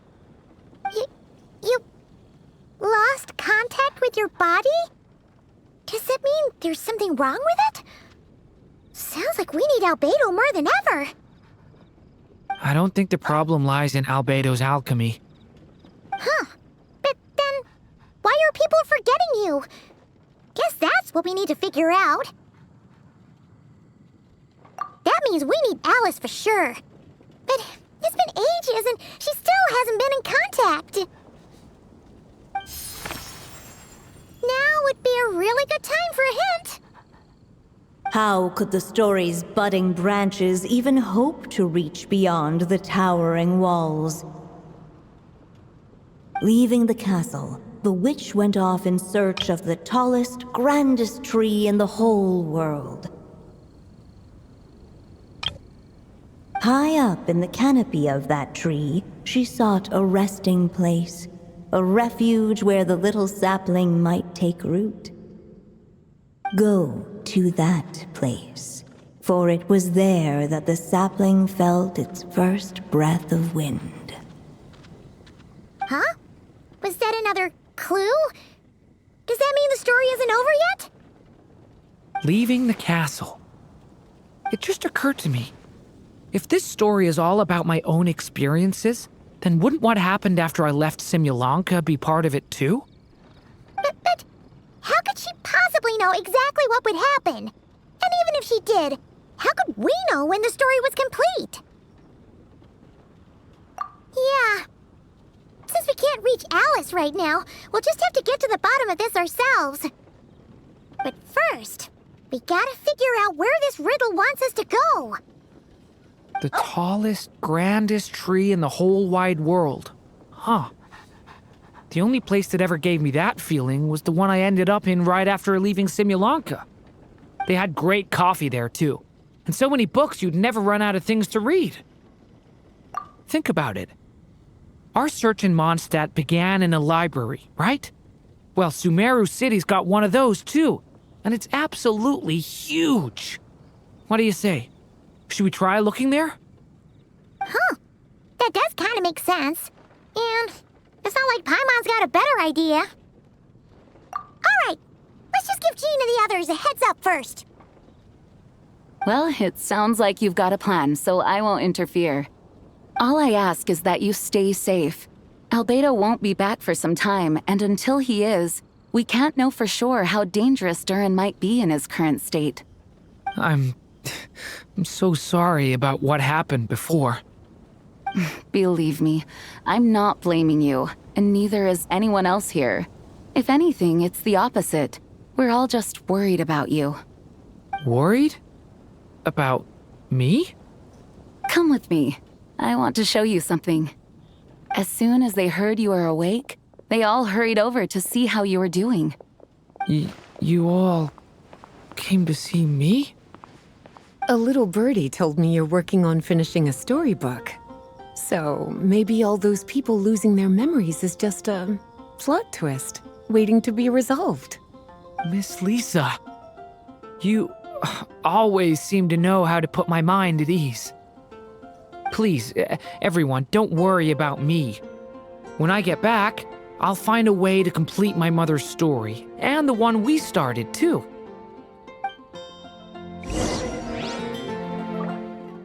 Whew. After the library hunt in Mondstadt, it's not as if Paimon was expecting this to be easy. But this... yeah... this is something else. Where do we even begin? Even the clue this time seemed kind of cryptic. Yeah. Guess the best we can do is stay on the lookout for more weird things going on.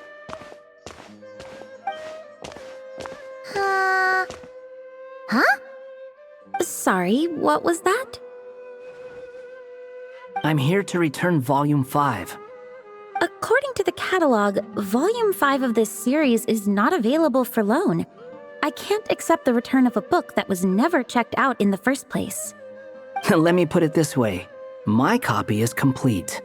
Yours, on the other hand, is missing large amounts of content. So you should swap it for mine instead. Sir, you have to understand. Managing a library is a serious business, and we have protocols in place for this kind of thing. I can't just replace an important volume in our collection based on nothing more than your word. Hey! Look what the Wandering Tom dragged in! Oh, it's you. And, what is it you're doing here? I'm a traveling scholar, as you know. Isn't a library the most natural place for me to be? Well, the last time we saw you was all the way in Not Cry. Paimon just didn't expect to suddenly see you in Sumeru, that's all. There were some things I needed to come back and take care of. Some documents had gone missing, so I tracked them down, restored them to their original condition. And now, I'm here to return them. And considering what I'm planning to do next, it feels like a weight off my shoulders. What's going on with you, huh? You look like a kicked puppy. Hat guy. Ah, at least you haven't forgotten about me. What's that supposed to mean?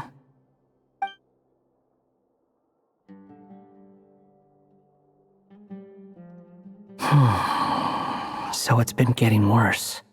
Sounds like you know something we don't. After he left Similanka, he spent some time traveling Sumeru with me. I was working on several texts at the time, and I stumbled upon something strange. Anytime Durin of Similanka was mentioned, before long, the record would disappear. Which means, all the remaining records on Durin are about the evil dragon that fell on Dragonspine. How did you even discover that? If I remember correctly, Hat Guy loved the time he spent in Similanka so much that he started writing a travel log. That's besides the point.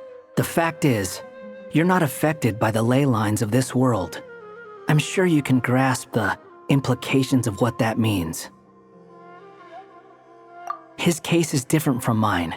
It's more like the world itself refuses to accept his existence. It started with a few written records, but now, it sounds like it's spread to people who never met him or didn't know him well. At this rate, the whole world might forget him altogether. The whole world? But that includes all my friends in Mondstadt, and even Hat Guy, too. So that's what you've been worried about all this time? Why didn't you just tell me? There are more important questions right now, like figuring out how to fix this. That mage clearly cared a lot about her child. She left that book behind for a reason. If you want answers, isn't that the place to find them? You think that didn't occur to us already? Problem is, we need to find the memory that unlocks the next chapter first. Mind if I take a look? I just want to know what secrets this book is hiding. Besides, I've run into a bit of red tape, so I've got time. Of course. Be my guest. So, the memory we've been looking for was about you all along?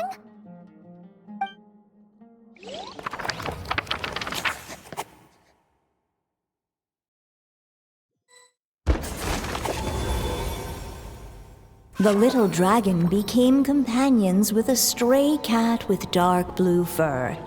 It was a friendship born of all they had in common. He left his castle at the stray's invitation, setting out to explore the world beyond its walls. There, he grew fond of the outside world, eager to make friends and share the story of his life.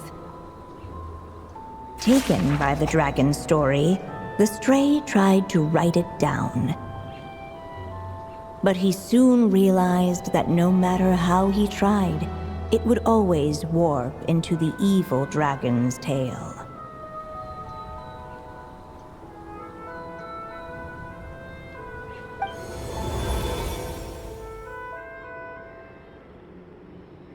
So, this is the world where this chapter takes place?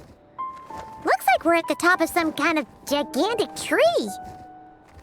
This one must be about what happened to me when I first arrived in Teyvat.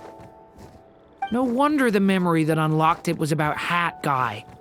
Most of my memories from that period were. Hold on. Anyone want to explain how I ended up looking like this?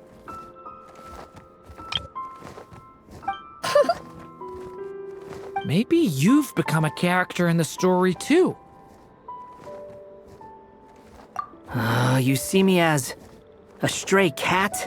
A wandering Tom, to be exact. You should count yourself lucky. Of all Durin's friends, your character is by far the most memorable. Maybe it's because I've known Hat Guy for longer, so my impression of him is more vivid than the others. Vivid? Then how come you haven't changed one bit? Guess that means the impression the Traveler left was so vivid, it didn't need changing.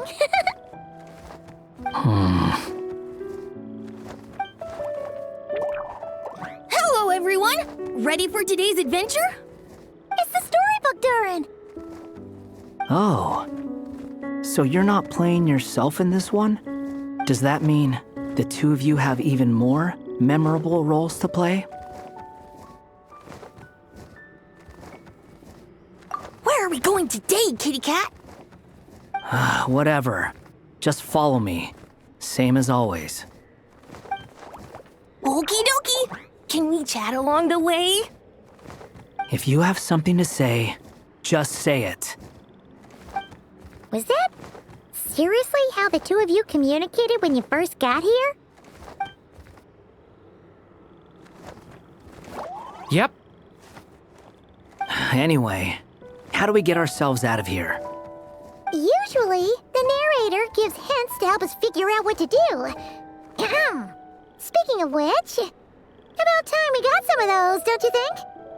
The story's vines had woven themselves together into a giant tree, the boughs of which a little storyless dragon now paced, homeless among its leaves. He had to find a way to leave this place and set off in search of a home of his own.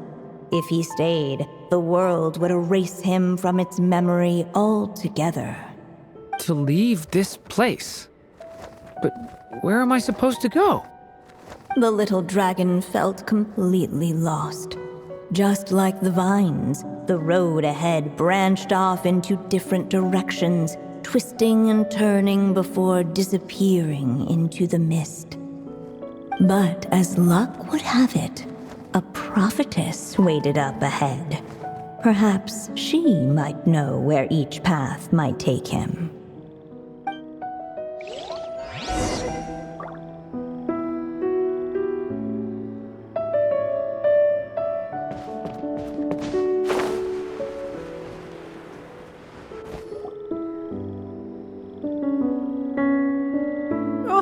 You must be the little lost dragon.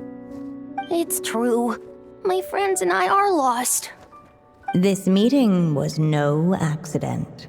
The prophetess was in fact the Seer Witch, here to present her promised gift. The Seer Witch? Oh yeah! That's Mona's teacher, right? The old hag? Insolent child. I am the Seer Witch, your prophetess, not some old hag. Sorry.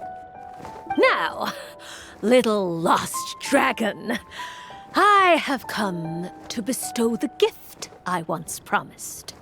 A prophecy. A prophecy?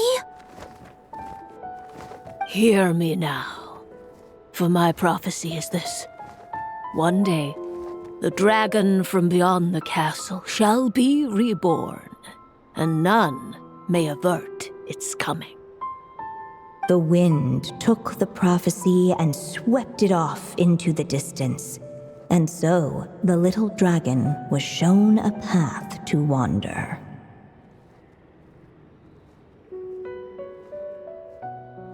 As far as I remember, once that alchemist from Mondstadt learned about the prophecy, he chose to stand with you against the evil dragon. So, what does any of this have to do with you being forgotten? Oh, wise witch of prophecy. Could we trouble you with another question?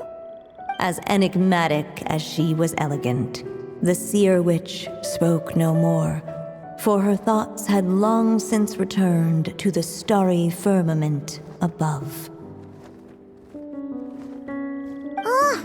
Just when we actually needed her. The Seer Witch was my mother's friend, so the prophecy she just gave should turn out to be helpful. Well, it's not like we've got better options. But if all we need to do is leave this place, which path should we take? Why don't we take a look around?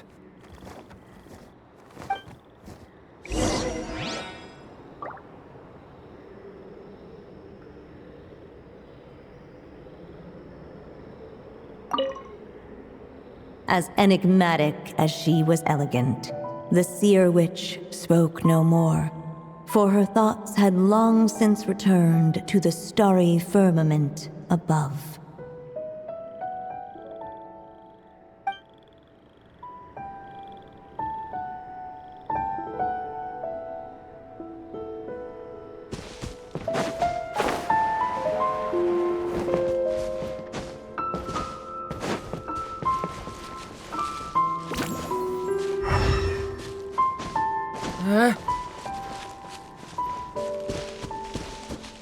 The wind kept blowing, but the little dragon had not yet resolved to follow it. Before him lay a foggy path, and where it might lead he could not tell.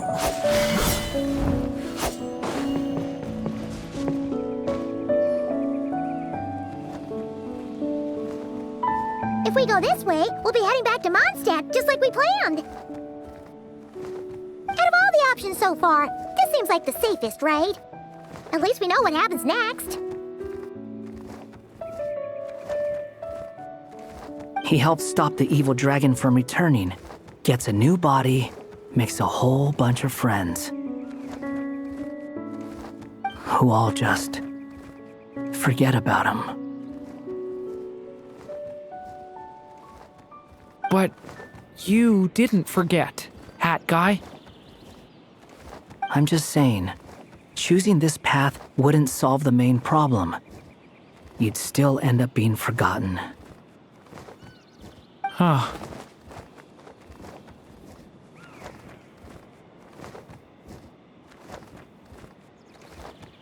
I'm not against choosing this path. I just wonder what secrets it might be hiding. Let me think about it.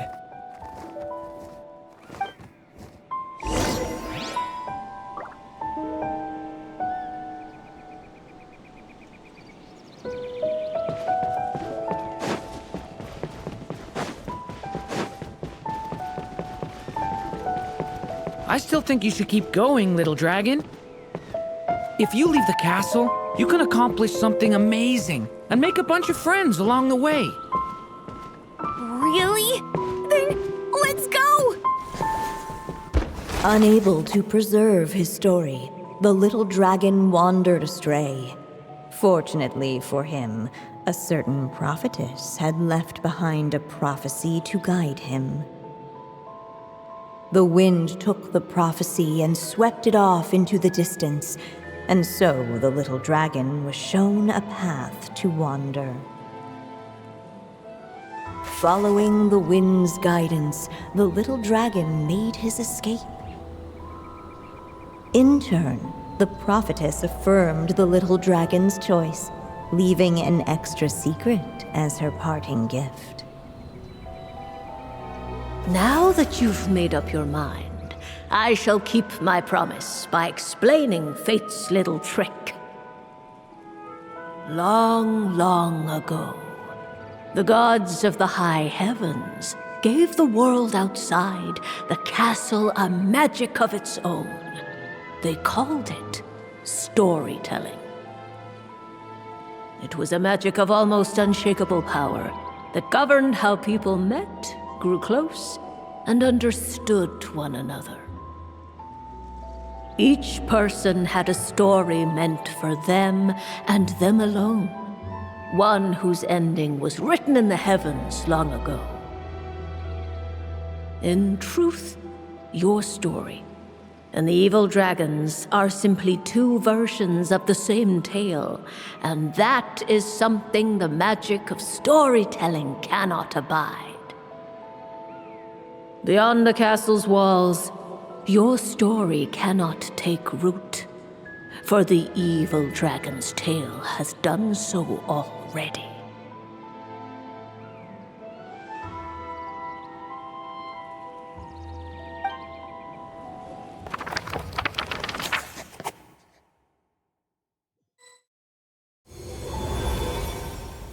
So, that was the secret? Huh. But what does that mean? You still don't get it? Simulanka Durin and Tevat Durin share a special kind of connection. Their fates are mirror images of one another. While they were in two separate worlds, there may have been some mutual influence, but their fates were independent. But when Simulanka Durin came to Tevat, a version of his fate already existed there. So, how can two fates exist at the same time? The answer is, they can't. The rules of this world don't allow it. You can't return a book you never checked out in the first place. So, what's Durin supposed to do? Those mages seem to have come up with quite the ingenious solution.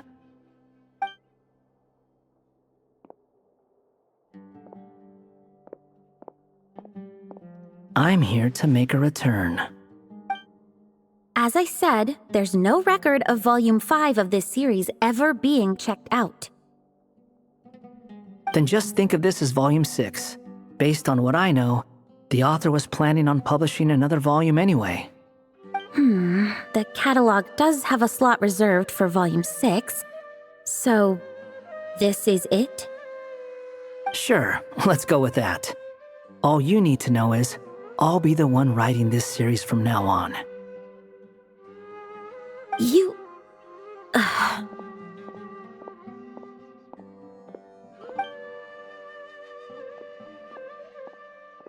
are you up to this time? Remember the red tape I mentioned before? Well, I just took care of it. Now, I guess you'll be off to see your alchemist friend? It should be pretty obvious by now. He has the answers you're looking for. Well, we do have a whole bunch of things to confirm with Albedo, that's for sure. But didn't Jean say he'd be gone for quite a while? I'll join you. Just let me know when it's time to go.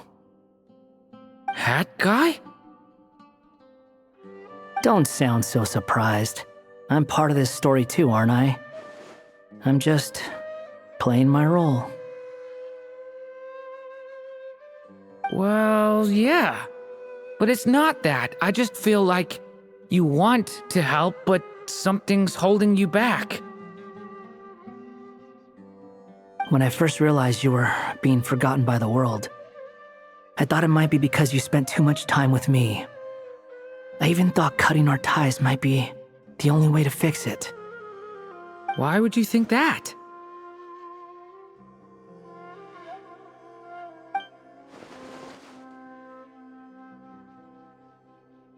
It doesn't matter now. Judging from the answer this book has given us, I was probably overthinking it. Just as well, with the ley lines rejecting him like this, the people who still remember him are his only remaining connection to this place. If that last fragile tie was broken, who can say what devastation his unbound body might unleash? And to think I'm one of the people keeping you here, instrumental in helping change your fate.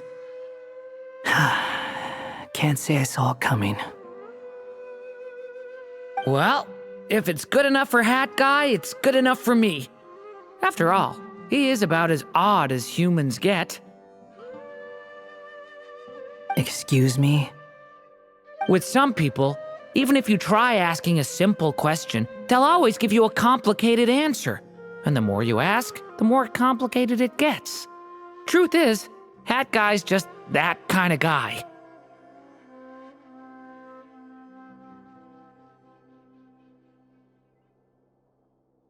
Whatever. All I needed was a yes or no, so we can quit it with all the back and forth.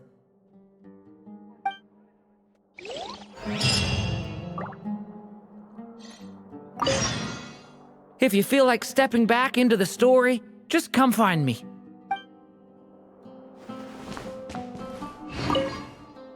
I'm sticking around for the next few days.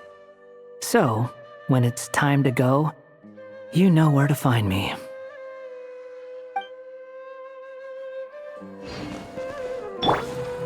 Hey!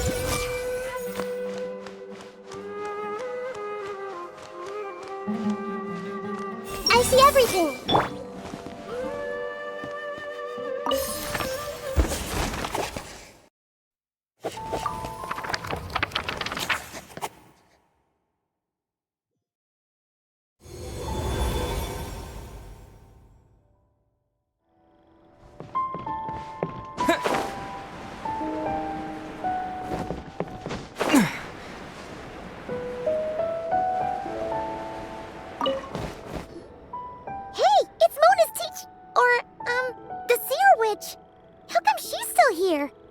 Who goes there? Can you not see? I am busy stargazing. Hey, since we've got the chance, why don't we ask her to read our fortunes too? After all, according to the book, her prophecies are meant to be super accurate. The only thing is, Paimon's not sure how we're gonna convince her to do that. How dare you? You take my fortune-telling for some kind of street performance? Sorry. Paimon's just curious how accurate it is. Very well, then. I'll show you what my wisdom can do. Come forth, Silver Sprite. Let me see what fate has in store for you.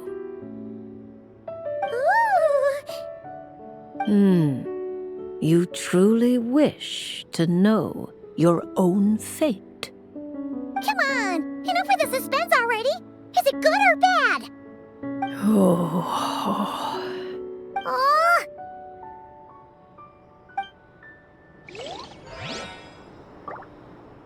Hey! A letter from the Knights of Favonius! Sounds like Albedo's back and he's waiting for us on Dragonspine. No time to waste! Let's get going! So this is the other Durin, huh? If this had been the dragon that ended up being revived in Mondstadt, there's no telling what kind of calamity that people would have had to endure. So, if you think about it like that, Durin's actually a hero. No, I'm just a little envious, that's all. Not everyone gets a chance to be a hero. Actually, most of the credit belongs to Albedo. Then again, barely anyone even remembers you at this point. So I guess there's not much left to envy. You... Oh! Oh, so you three still remember Durin? Looks like the memory loss hasn't spread to close friends. Yet. I guess that means my memory of you must still be complete as well. Albedo. You're finally here! Oh, boy, do we have a whole pile of questions for you! Oh, you're here too? I think I've pieced together some of what happened to him. But what's your take on things?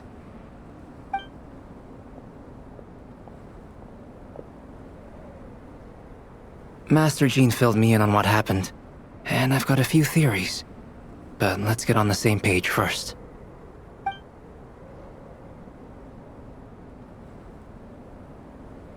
Well, physically, he's doing fine. His body is holding the abyssal power at bay. And there's nothing whatsoever to indicate any risk of collapse. So, from an alchemy point of view, there's nothing wrong with him? The issue isn't so much that the abyssal power within him has gotten out of control.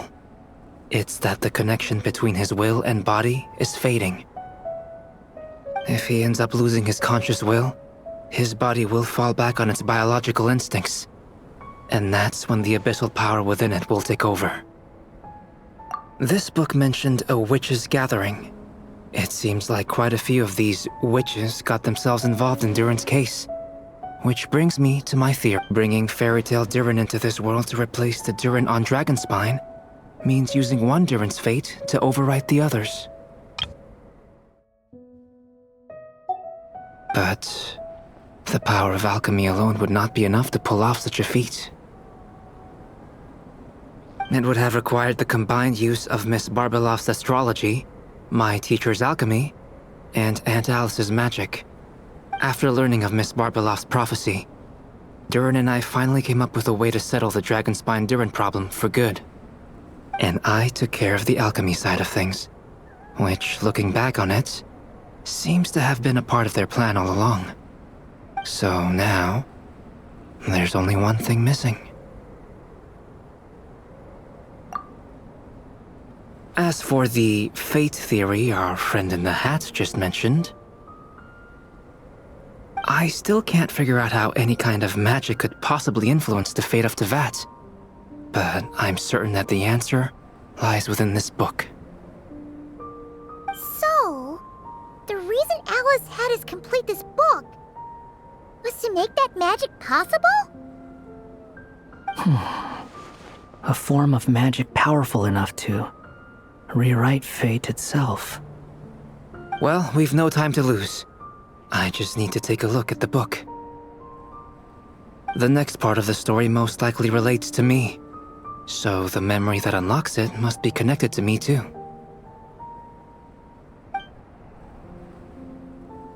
Huh? The giant tree was home to a broken branch, the shape of its splintered arm aligning perfectly with the branch that had burst forth from the castle walls.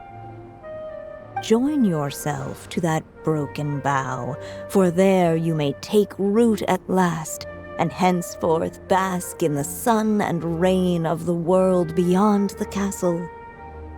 But first, fetch the stickiest clay and let it bind the scar of the break. I see.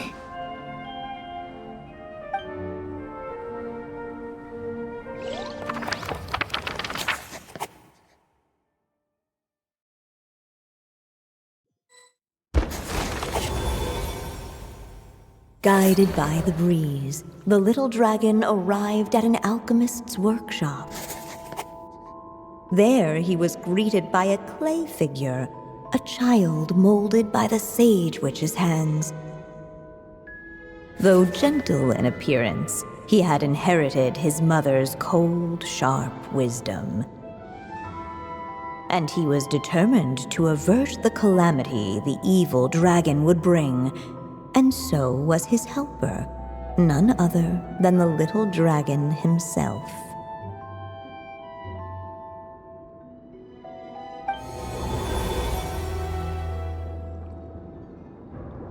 What is this place? It looks like it's modeled after an alchemist's workshop. Or rather, a cliched stereotype of one. Albedo? Hold on. Why do I look like this? Oh, yeah! We forgot to tell you. Basically, the characters in the story are reflections of how Durin sees them. At least you're still human-shaped? Well, since Cat Guy has taken on a different appearance too, that must mean the two of us are both characters in the story. But you, Paimon, and Durin haven't changed at all. You must be special figures in some way. I'd like to know more about that too. But seeing as none of them can explain it, let's just concentrate on moving the plot forward.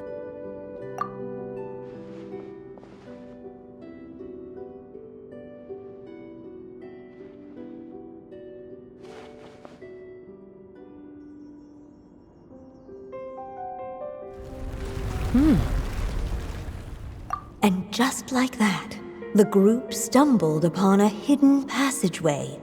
Intricately crafted, it seemed to lead them towards another exciting chapter of the tale. Come on! What are we waiting for? Next chapter, here we come! Ouch! But this was a chapter that had not yet been written. Ahead of them was a storyless void, and they could go no further. What? Then what's the point of having a path here? Sounds like a pretty bad habit for a writer. Over here. I found something. What the clay figure found was none other than the evil dragon's heart itself. Though the creature had perished long ago, its heart was still there, pulsing away and growing warmer with every beat. And the clay alchemist knew what it meant. That the evil dragon would return one day, just as the prophecy had foretold. Yet, guided by his mother's wisdom, he foresaw another fate. If only the alchemist could bestow this heart upon the little dragon, he might be reborn in the evil dragon's stead.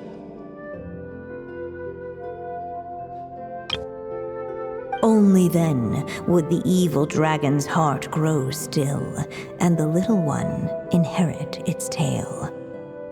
Sounds like this chapter's about Albedo bringing me to life? If that really was the solution, though, this would have been over the minute I finished the transmutation. So why is Durin still being forgotten? There has to be some other reason. Yeah, I'd like to explore the area a bit more.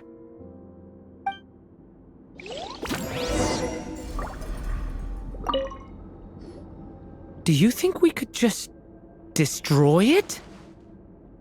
Be it the calamity headed for Mondstadt or my inability to leave behind a story of my own, doesn't it all come down to the fact that this heart never truly died? What if, here in this story, we could finally destroy it?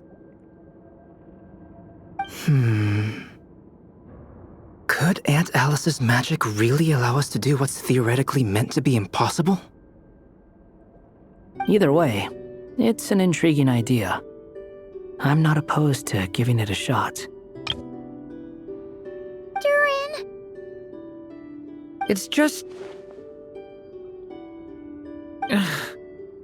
I'm still afraid someday, even you guys will end up forgetting me. If there's even the slightest chance it'll prevent that, I'm willing to try anything. But I'm not sure if I can destroy it on my own. Chances are, I'm gonna need your help again. So please, everyone, help me destroy this heart, once and for all!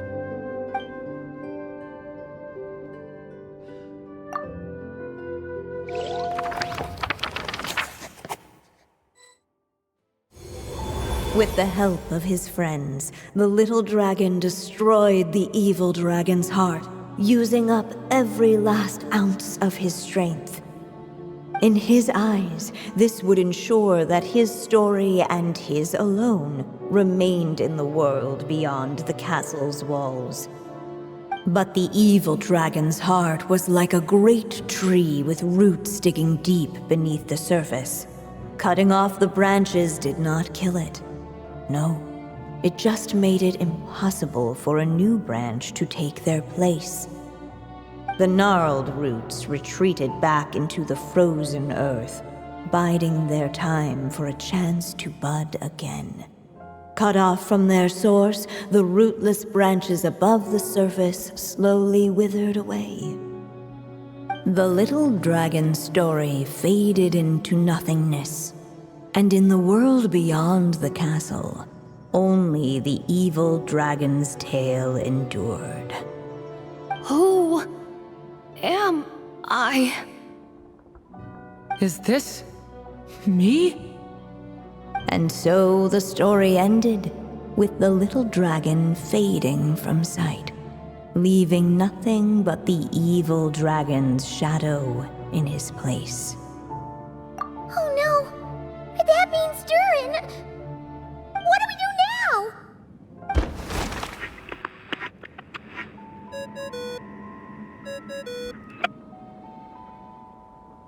Hello, children. If you're hearing this recording, it's because you've reached a certain ending. You may have noticed that little Durin's experiences have been written into the pages of this book. Well, you should know that in the same way, its ending will also be written onto him. So be careful, because triggering a bad ending could be somewhat problematic. Let me guess, you're upset that I didn't warn you earlier? Don't worry though, I've thought it all through. I built a very special feature into this book, just for you, the witnesses of this tale. So, go ahead, see if you can turn back the pages. If you're not happy with the ending you've reached, just flip back a few pages and let the tale unfold once more. Pretty incredible, huh? That's the power of magic.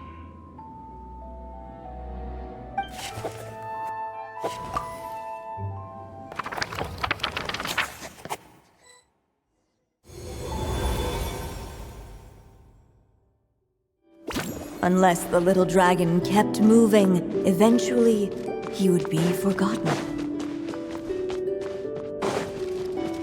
Ahead of them was a storyless void, and they could go no further.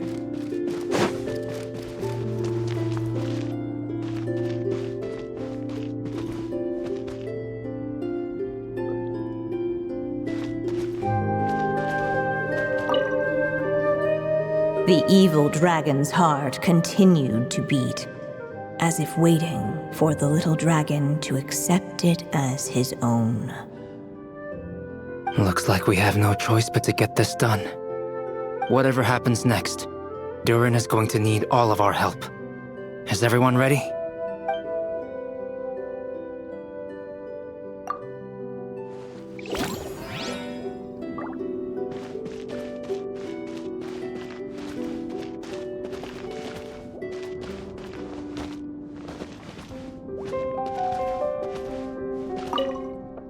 Whatever happens next, Durin is going to need all of our help. Is everyone ready? What the clay figure found was none other than the evil dragon's heart itself. Though the creature had perished long ago, its heart was still there, pulsing away and growing warmer with every beat. And the clay alchemist knew what it meant. That the evil dragon would return one day, just as the prophecy had foretold. Yet, guided by his mother's wisdom, he foresaw another fate. If only the alchemist could bestow this heart upon the little dragon, he might be reborn in the evil dragon's stead. Only then would the evil dragon's heart grow still, and the little one inherit its tale. At last, the little dragon accepted the evil dragon's heart, and a new life came into being. The evil dragon's heart beat in his chest, and the little dragon's soul guided him forward. Thus did the prophecy hold true, even as fate had been rewritten, and so was the little dragon born anew.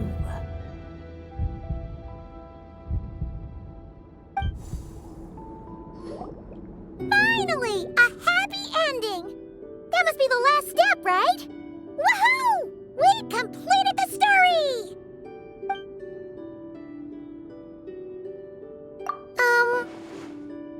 Born anew, the little dragon set off once more, his story far from over. Huh? So, that wasn't the end? What comes next might be the most crucial part of all. The real last step.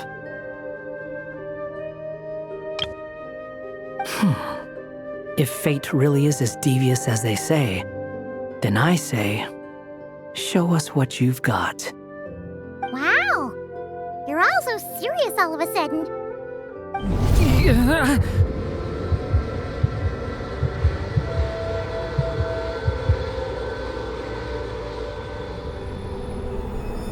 Durin, are you alright? The evil dragon's heart was now one with the little dragon, yet the dark power within it still lingered. Would the little dragon dare to hold this power back, or would he simply give in? Hey, what kind of question is that? Of course he's gonna control it. What choice does he have? Time is running out.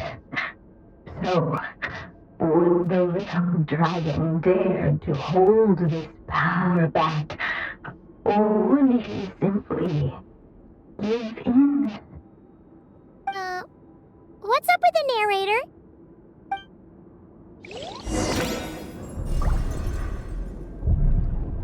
Would he dare to hold this power back, or would he simply give in?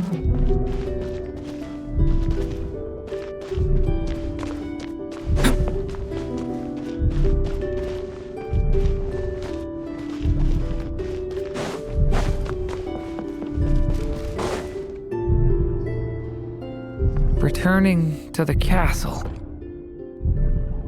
I just never thought crossing over into a new world would create so much trouble. All I wanted was to make some friends. I'm starting to think I kinda miss being in Simulanka. You might look back on it with fondness, but if I were you, I wouldn't miss it. Why? Sometimes, moving on with your life comes at a cost. But that's better than going nowhere at all. You don't have to worry, Durin. No matter what problem you face, there will always be a solution. Okay. Sometimes I wish I could just go back and see it again.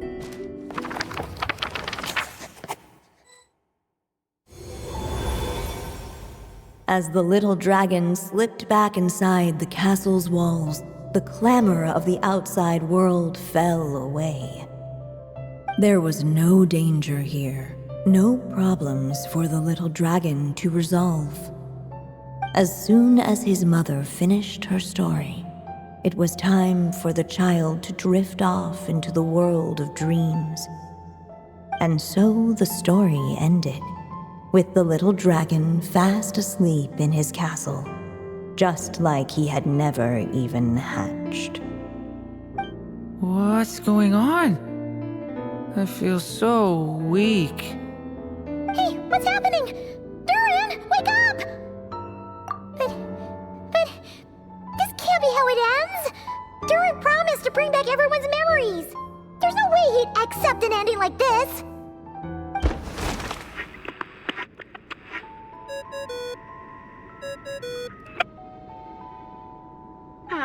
Looks like you've discovered another possible ending. Do not lose hope. You just need to keep searching, for there are possibilities that only you can bring to life.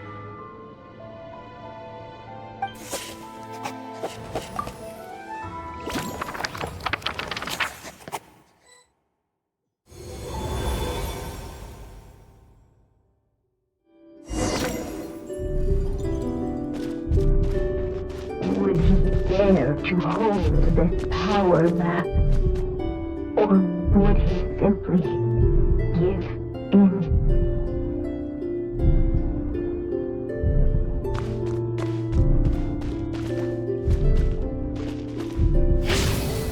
Leave it to me!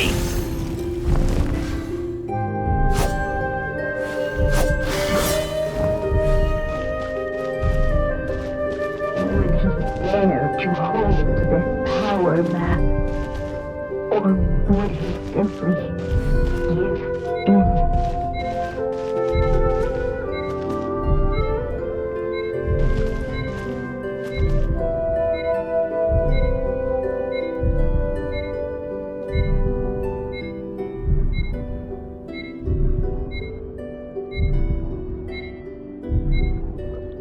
Would he?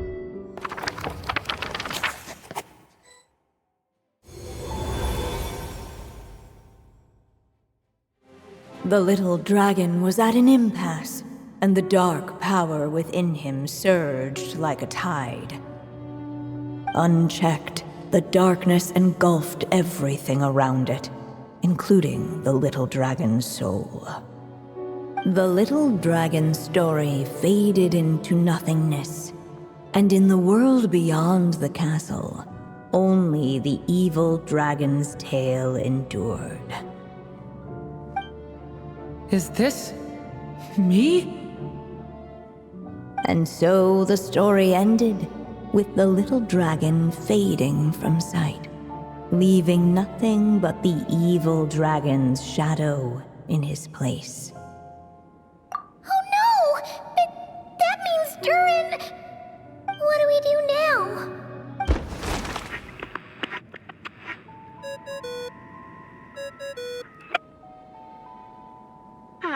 Looks like you've discovered another possible ending.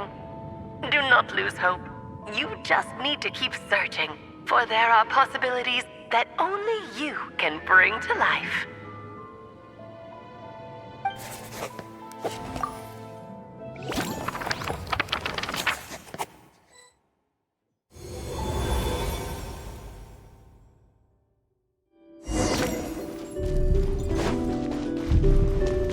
Would he dare to hold this power? The little dragon and his companions blank. Blank again. Huh? What's going on? Are we running out of ink? Once the ink runs out, is that the end of the story? I had a feeling this would happen. What's happening to the others? Now that the story's ink was spent, all that lay ahead were blank pages.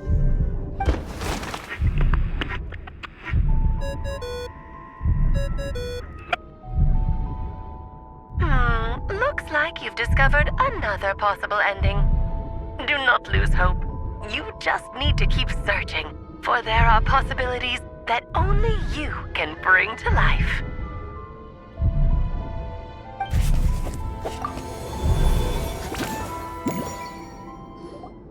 What's going on here? Why isn't the story letting Durin just suppress the abyssal power? It keeps getting stuck.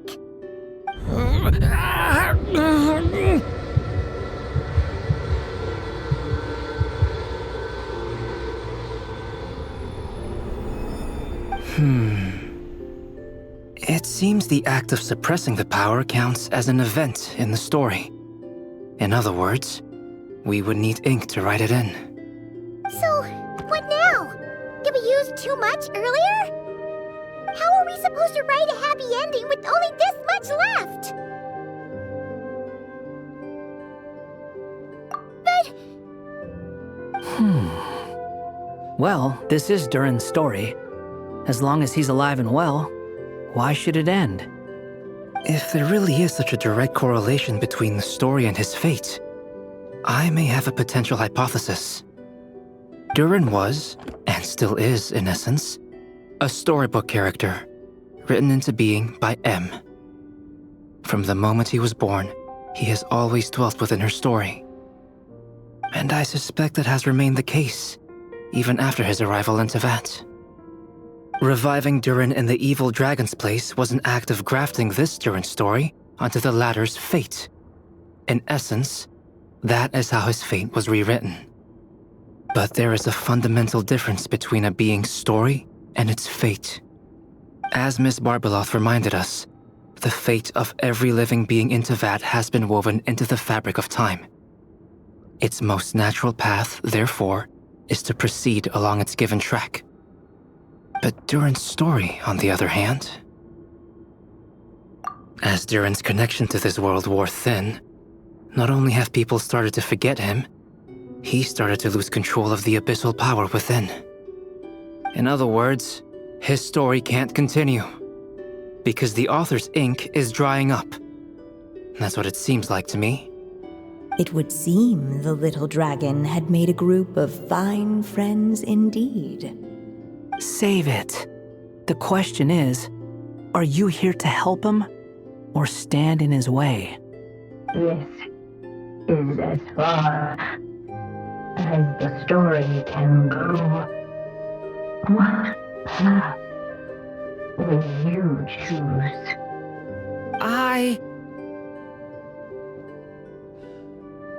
I suppose the final decision is up to me. It's hard to believe I never actually left my mother's story.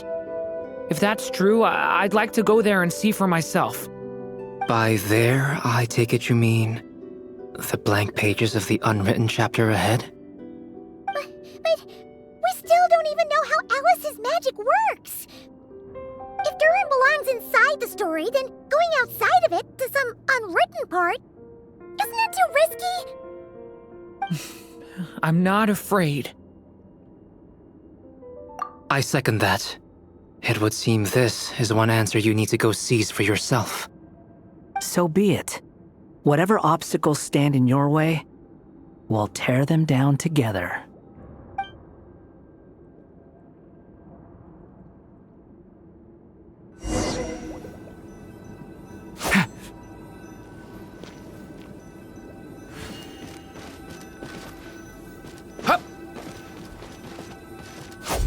In that invisible wall, it was as if the little dragon was staring at the uncrossable edge of existence itself.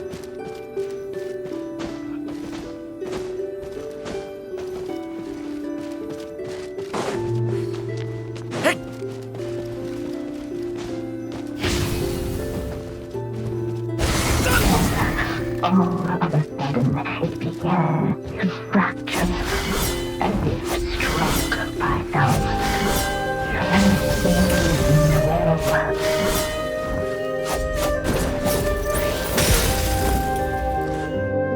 Gotta keep going.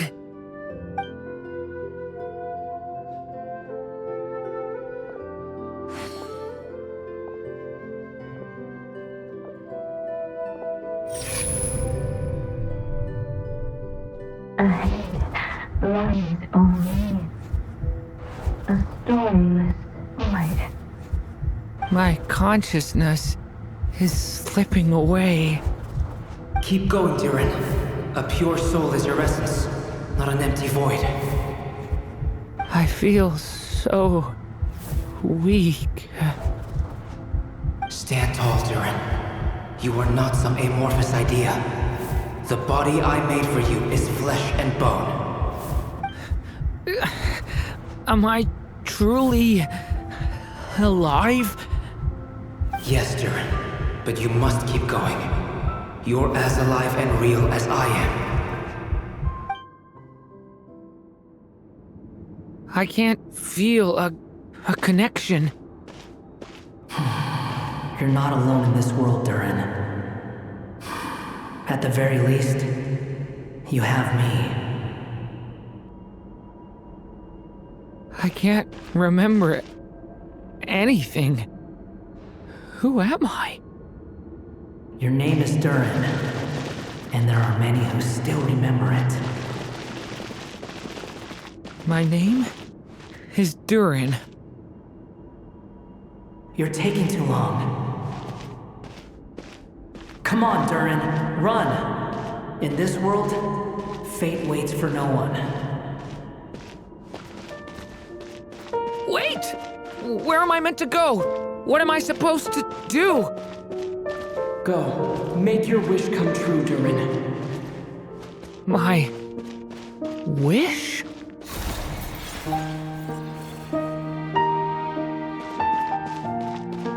Your story's not over yet!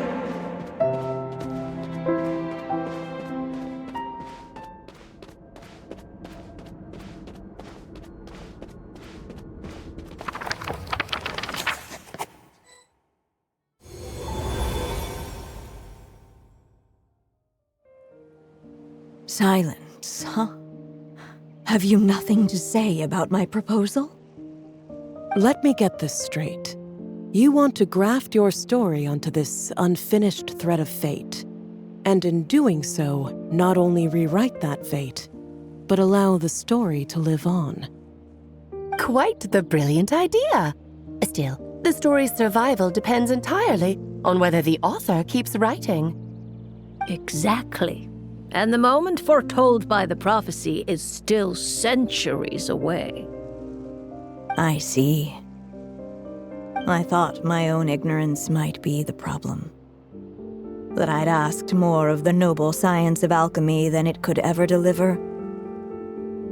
Or that I had failed to discern the heavenly signs and grasp the secret truth underlying the prophecy. Little did I imagine that time itself would prove to be the greatest hurdle of all. Well, my friend, this has been a most intriguing experiment. And from an academic perspective, at least, I don't think it was a bad proposal. Someday, the prophecy will come to pass. So remember, my friend, much like the stars themselves, there will always be something that transcends the test of time. Thank you, everyone. You've helped me so much already. But, Alice, I still have one final favor to ask of you. Will you lend me your magic one last time, just enough for me to keep his story alive until the prophecy is fulfilled? You mean you want me to extend your lifespan? No, not in that sense. As Rhindaughter once told me, the laws governing life and death are among the most unyielding in this world. I'm well aware of that.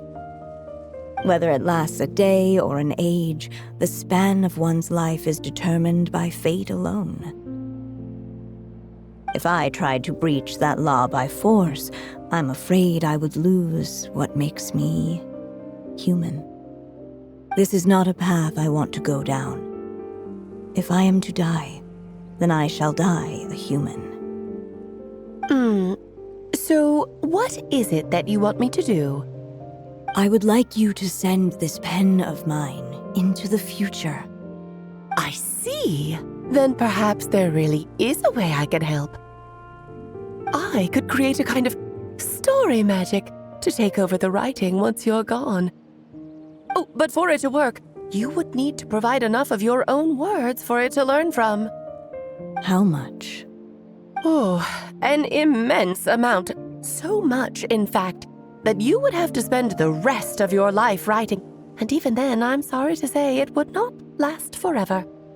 No matter how much you write, there is a limit to the number of words you can leave behind. But the world itself will never stop changing. Someday, perhaps, even your entire corpus will not be enough for the magic to continue describing this world. And when that happens, the story will end. Still, it's worth a try.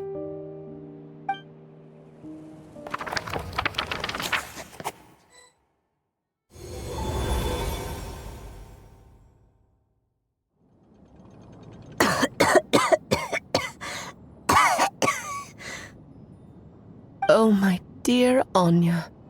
Even after all this time, you're still... Look at you. You should be enjoying your old age in peace and quiet, especially now that things are finally returning to normal after that terrible calamity. Once he leaves Simulanka, things will only get more complicated. If his story is to continue, there needs to be more material for the magic to draw upon. I'll just have to skip over some of the less important details. Anya, why do you insist on sending him out of the storybook world? Why must he face his fate in Teyvat? Why not just let him remain within the story? With my magic, even fate's curse could be undone and he could live happily ever after. I suppose. In fairy tales, all it takes is a heartfelt wish. And even a wooden puppet can turn himself into a real boy. and live happily ever after. That's just how fairy tales end, isn't it? But have you ever wondered what happens to the main character after the ever after? Tell me, Alice, in your eyes, what would be a writer's greatest regret? To leave a story without an ending. Not a bad answer. It's true, many writers come to consider that their greatest regret, but I see things differently. My greatest regret is that every story I write has to come to an end in the first place. Anya. No matter how brilliantly a character shines, the moment their story ends, their potential is lost forever. For them, the story itself becomes an inescapable fate. But what if, instead, I could place my pen in their hand and let them continue the story themselves? You mean? You said it yourself. I can only leave so many words behind. Even with your magic, the idea that I could keep the story going until the prophecy comes to pass is wishful thinking at best. But I've found a way to use your magic to transform some of my finished stories into a special kind of ink. This ink is a magical medium he can use to complete the story the way he wants to. For what is storytelling but another kind of magic? And if he can experience the whole tale himself while leaving behind his own wishes and aspirations, even once he reaches the chapter where I stopped, he'll still be able to carry the story forward on his own. And so, by leaving him this ink, I can entrust him with the responsibility of writing his own story. A character with the power to write their own story. That way, he'll finally be free from the cage that is my pen. And like anyone else living in the real world, he can go on to create a life of his own. And you no longer need to worry about the constraints of my magic. What a brilliant idea, Anya. But there are still risks. First of all, once he arrives in Teyvat, he'll have to rely entirely on the story you left him to maintain his connection to that world. As you gradually hand over creative control, that connection will grow weaker, and at some point, he might lose it altogether. But at the same time, he'll also have the chance to forge that connection for himself. The issue is, this method taps into too many of Teyvat's core secrets. Any overt hints you try to leave will be erased in no time. In fact, it'd be hard for you to leave anything at all to guide them. We still have the story itself, though. I can use that to show them the way. It's entirely possible he burns through all your ink, never reaches the chapter you had in mind, and gets stuck roaming the chapters of his past. But despite all that, I still believe in what this child can become. His hopes and wishes can be his ink, so he won't be trapped by mine running dry. Oh, what the writer you are, Anya. Your imagination never ceases to amaze. And you do know how much I love a happy ending. You shall have my help, my dear. Thank you, my friend. Well then, my child, do you understand what you must do? Yes, I think I do. It's my turn to keep this story alive. Then what's holding you back? What will become of you after I take up this pen? I will fade away. There will no longer be a reason for me to go on existing. My child, or your mother, I should say, passed away long ago. The voice you're hearing is nothing but a magical echo that has now fulfilled its purpose. You needn't feel so reluctant to let me go. I know my mother died long ago. It's just, when you lose your mom too soon, it's hard to tear yourself away from the stories she used to read. I guess it's a silly way of pretending she's still here, by your side. Durin. But after coming to this world and traveling it with my friends, facing all kinds of enemies together, I suddenly realized I couldn't just sit around listening to my mother's stories because I'd found a new purpose in life. Maybe this is just what growing up feels like. With all my new friends waiting, it's time I finally set aside my mother's storybook. I'm ready to grow up now, Mom. Then take this. A gift I should have given you a long time ago. You've witnessed this story from the very beginning. Made your wishes, offered your blessings, and even wrote your choices into its pages.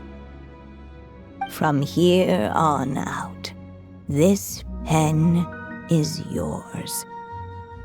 Now I ask of you, the other pillar of this story, as both its reader and its witness.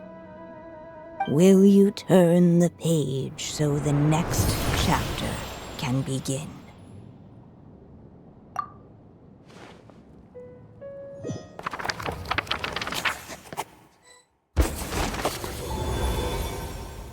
Suddenly, and without warning, the powers of darkness struck.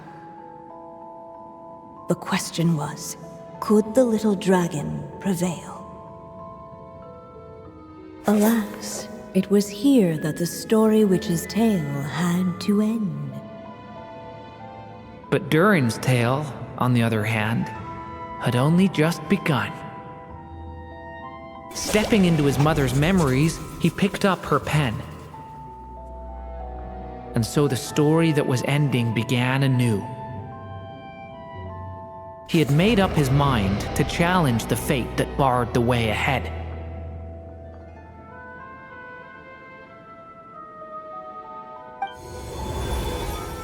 Looks like this is the final step.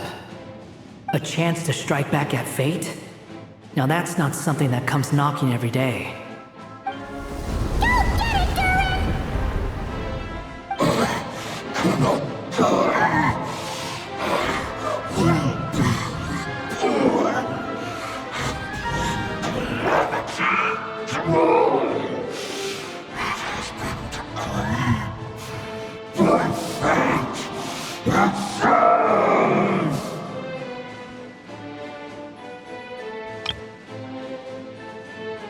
No, that fate no longer defines me.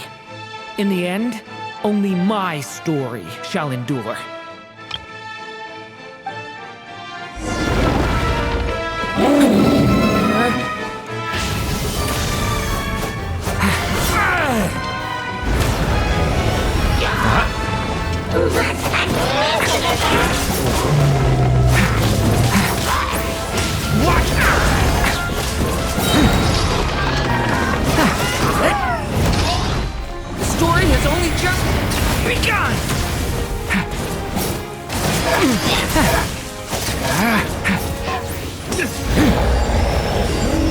dodging this one.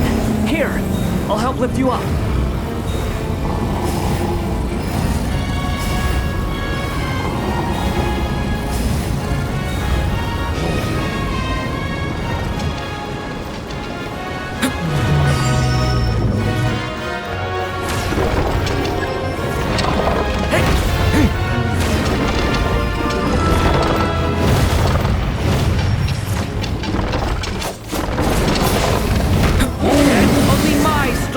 Shall endure.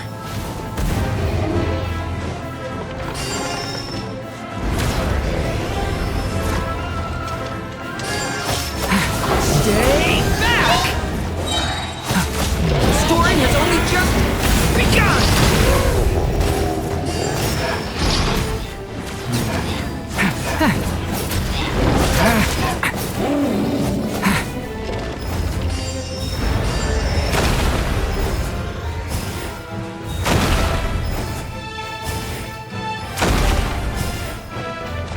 Looks like there's nowhere to hide.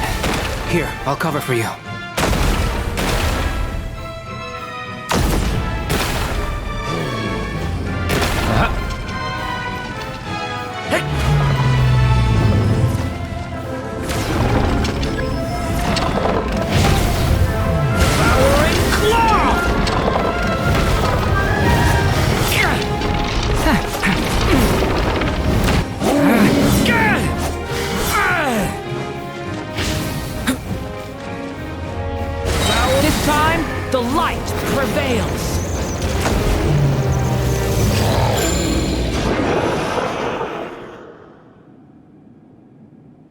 Thank you, Mom. And so it was that Durin defeated the darkness and rewrote his fate. But his story is far from over.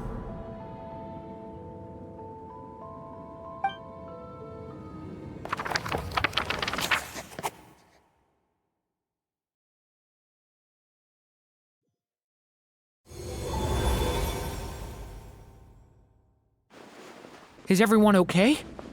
We're fine, thanks. And hey, we all saw how you fought back there. That was awesome! I have to admit, I do feel like something in me has changed. I owe you all so much. Without your help, I don't know if I could have ever made it this far. Just a shame I could only help out from the sidelines. Like I said before, it's not every day that you get to put fate in its place. Well, I'm sure you'll hear it someday. Hear what? The chance to strike back at fate knocking at your door. Yeah, maybe someday. Allow me to just check one thing.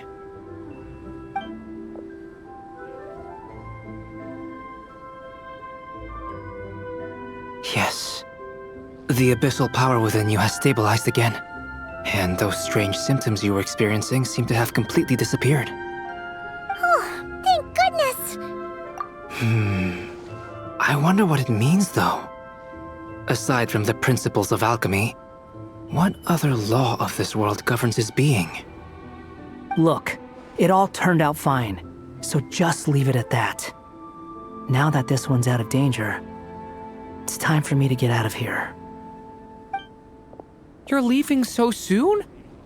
Don't humans usually throw a party after something like this? A party? Do I look like that kind of guy? Anyway, come find me again next time you're in trouble. That's what friends are for, right? In a way, though, he is right. This is Durin's moment to celebrate, not the time for academic discussions. Hey, I don't blame you for asking. And honestly, I'd be perfectly happy to talk about it. It's just, I wouldn't even know where to start. It's all right. I'm sure we'll get a chance at some point. After all, your story's only just begun. All right then. Traveler and Paimon, we'll part ways here. Given the extraordinary nature of the things we witnessed today, I need to make sure it's all recorded properly. Okay, see ya! So, it's party time!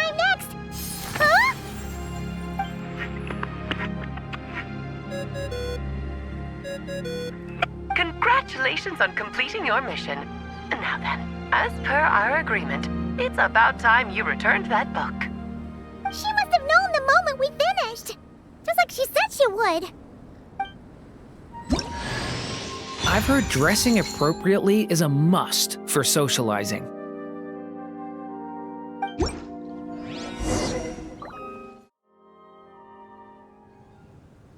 Oh, my writer and witness. It's been quite the journey, hasn't it? You had special plans for the Traveler from the start, didn't you? But of course, that goes without saying. For a story to live on, it needs both a writer and a reader. Only then can my magic take effect. I chose the Traveler as the witness because of the special nature of who he is. It's not easy finding someone with that kind of background, you know. For a moment, I even considered taking the role myself.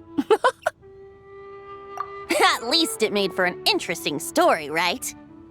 Huh? What are you doing here, tone-deaf bard? With the Hexenzirkel carrying out such a risky experiment in Mondstadt, it didn't cross your minds that the Animo Archon might be slightly curious? Sorry for the trouble, Lord Barbedos. Think nothing of it. I dare say the Animo Archon quite enjoyed coming along for the ride. Now then, as agreed, let us see the fruits of your labor.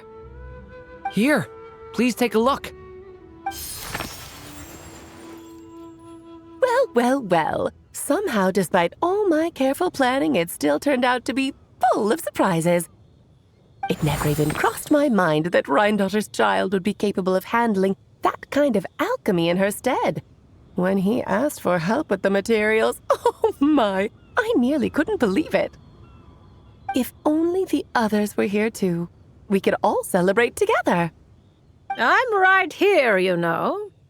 The only one who hasn't responded is the one busy stuffing her face over there. Is that you, Barbie? A little late to the party, don't you think? Come here, child. Let me take a closer look at you. All right, Aunt Seer Witch. Here I am.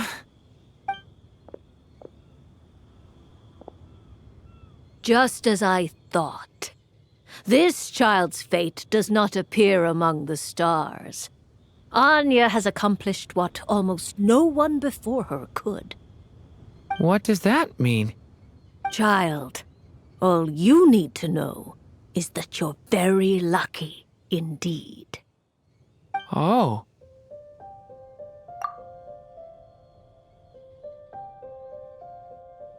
Just like how she was in the story, huh? Tell me, little Durin, what will you do next? I, for one, cannot wait to see how your story unfolds. Well, there's so much I want to do. I'm not even sure where to begin. How about settling your most recent regret?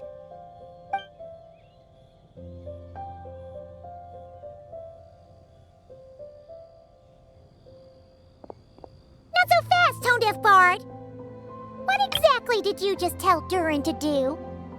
To make the long overdue wish come true. Thank you once again, Alice. How much time do you have left?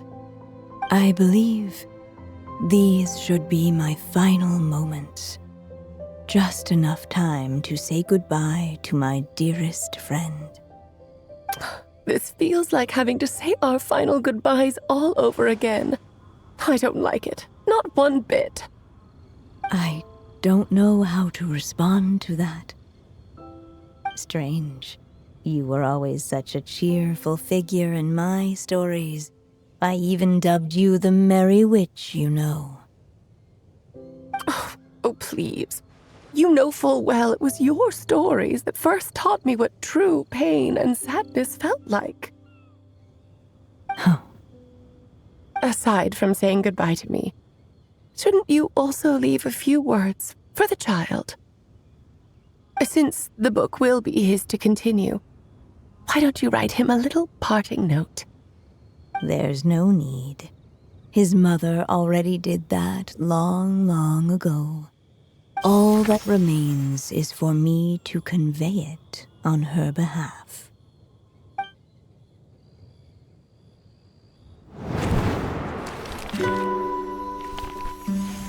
My child, these may be the last words I get to leave you. I've always thought of the characters in my stories as my children, loving each one of them, just like a mother would. But you are the most extraordinary of them all. You alone can defy the fate of this world and write the perfect ending to my story. You alone shall leave these pages for a future I will not see. Still I say to you, fly, my sweet child. Just like a forest breeze yearns for the open sky, head into the unknown and seek an adventure to call your own. If you meet a dragon bright as 1,000 jewels, dance through the air together. You are not alone, for this world has accepted your place in it. Do not lose heart. You still have many wishes left to fulfill.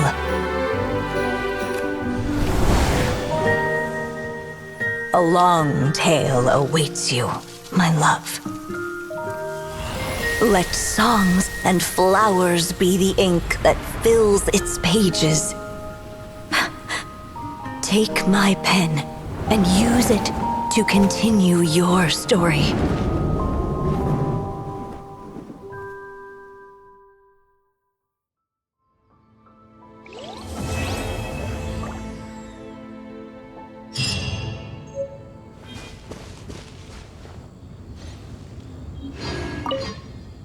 There you go! Your very own copy of the book. We wouldn't want one of the story's key witnesses to leave empty-handed now, would we? Of course, this copy isn't magical in the same way, but rest assured, all the twists and turns are still there.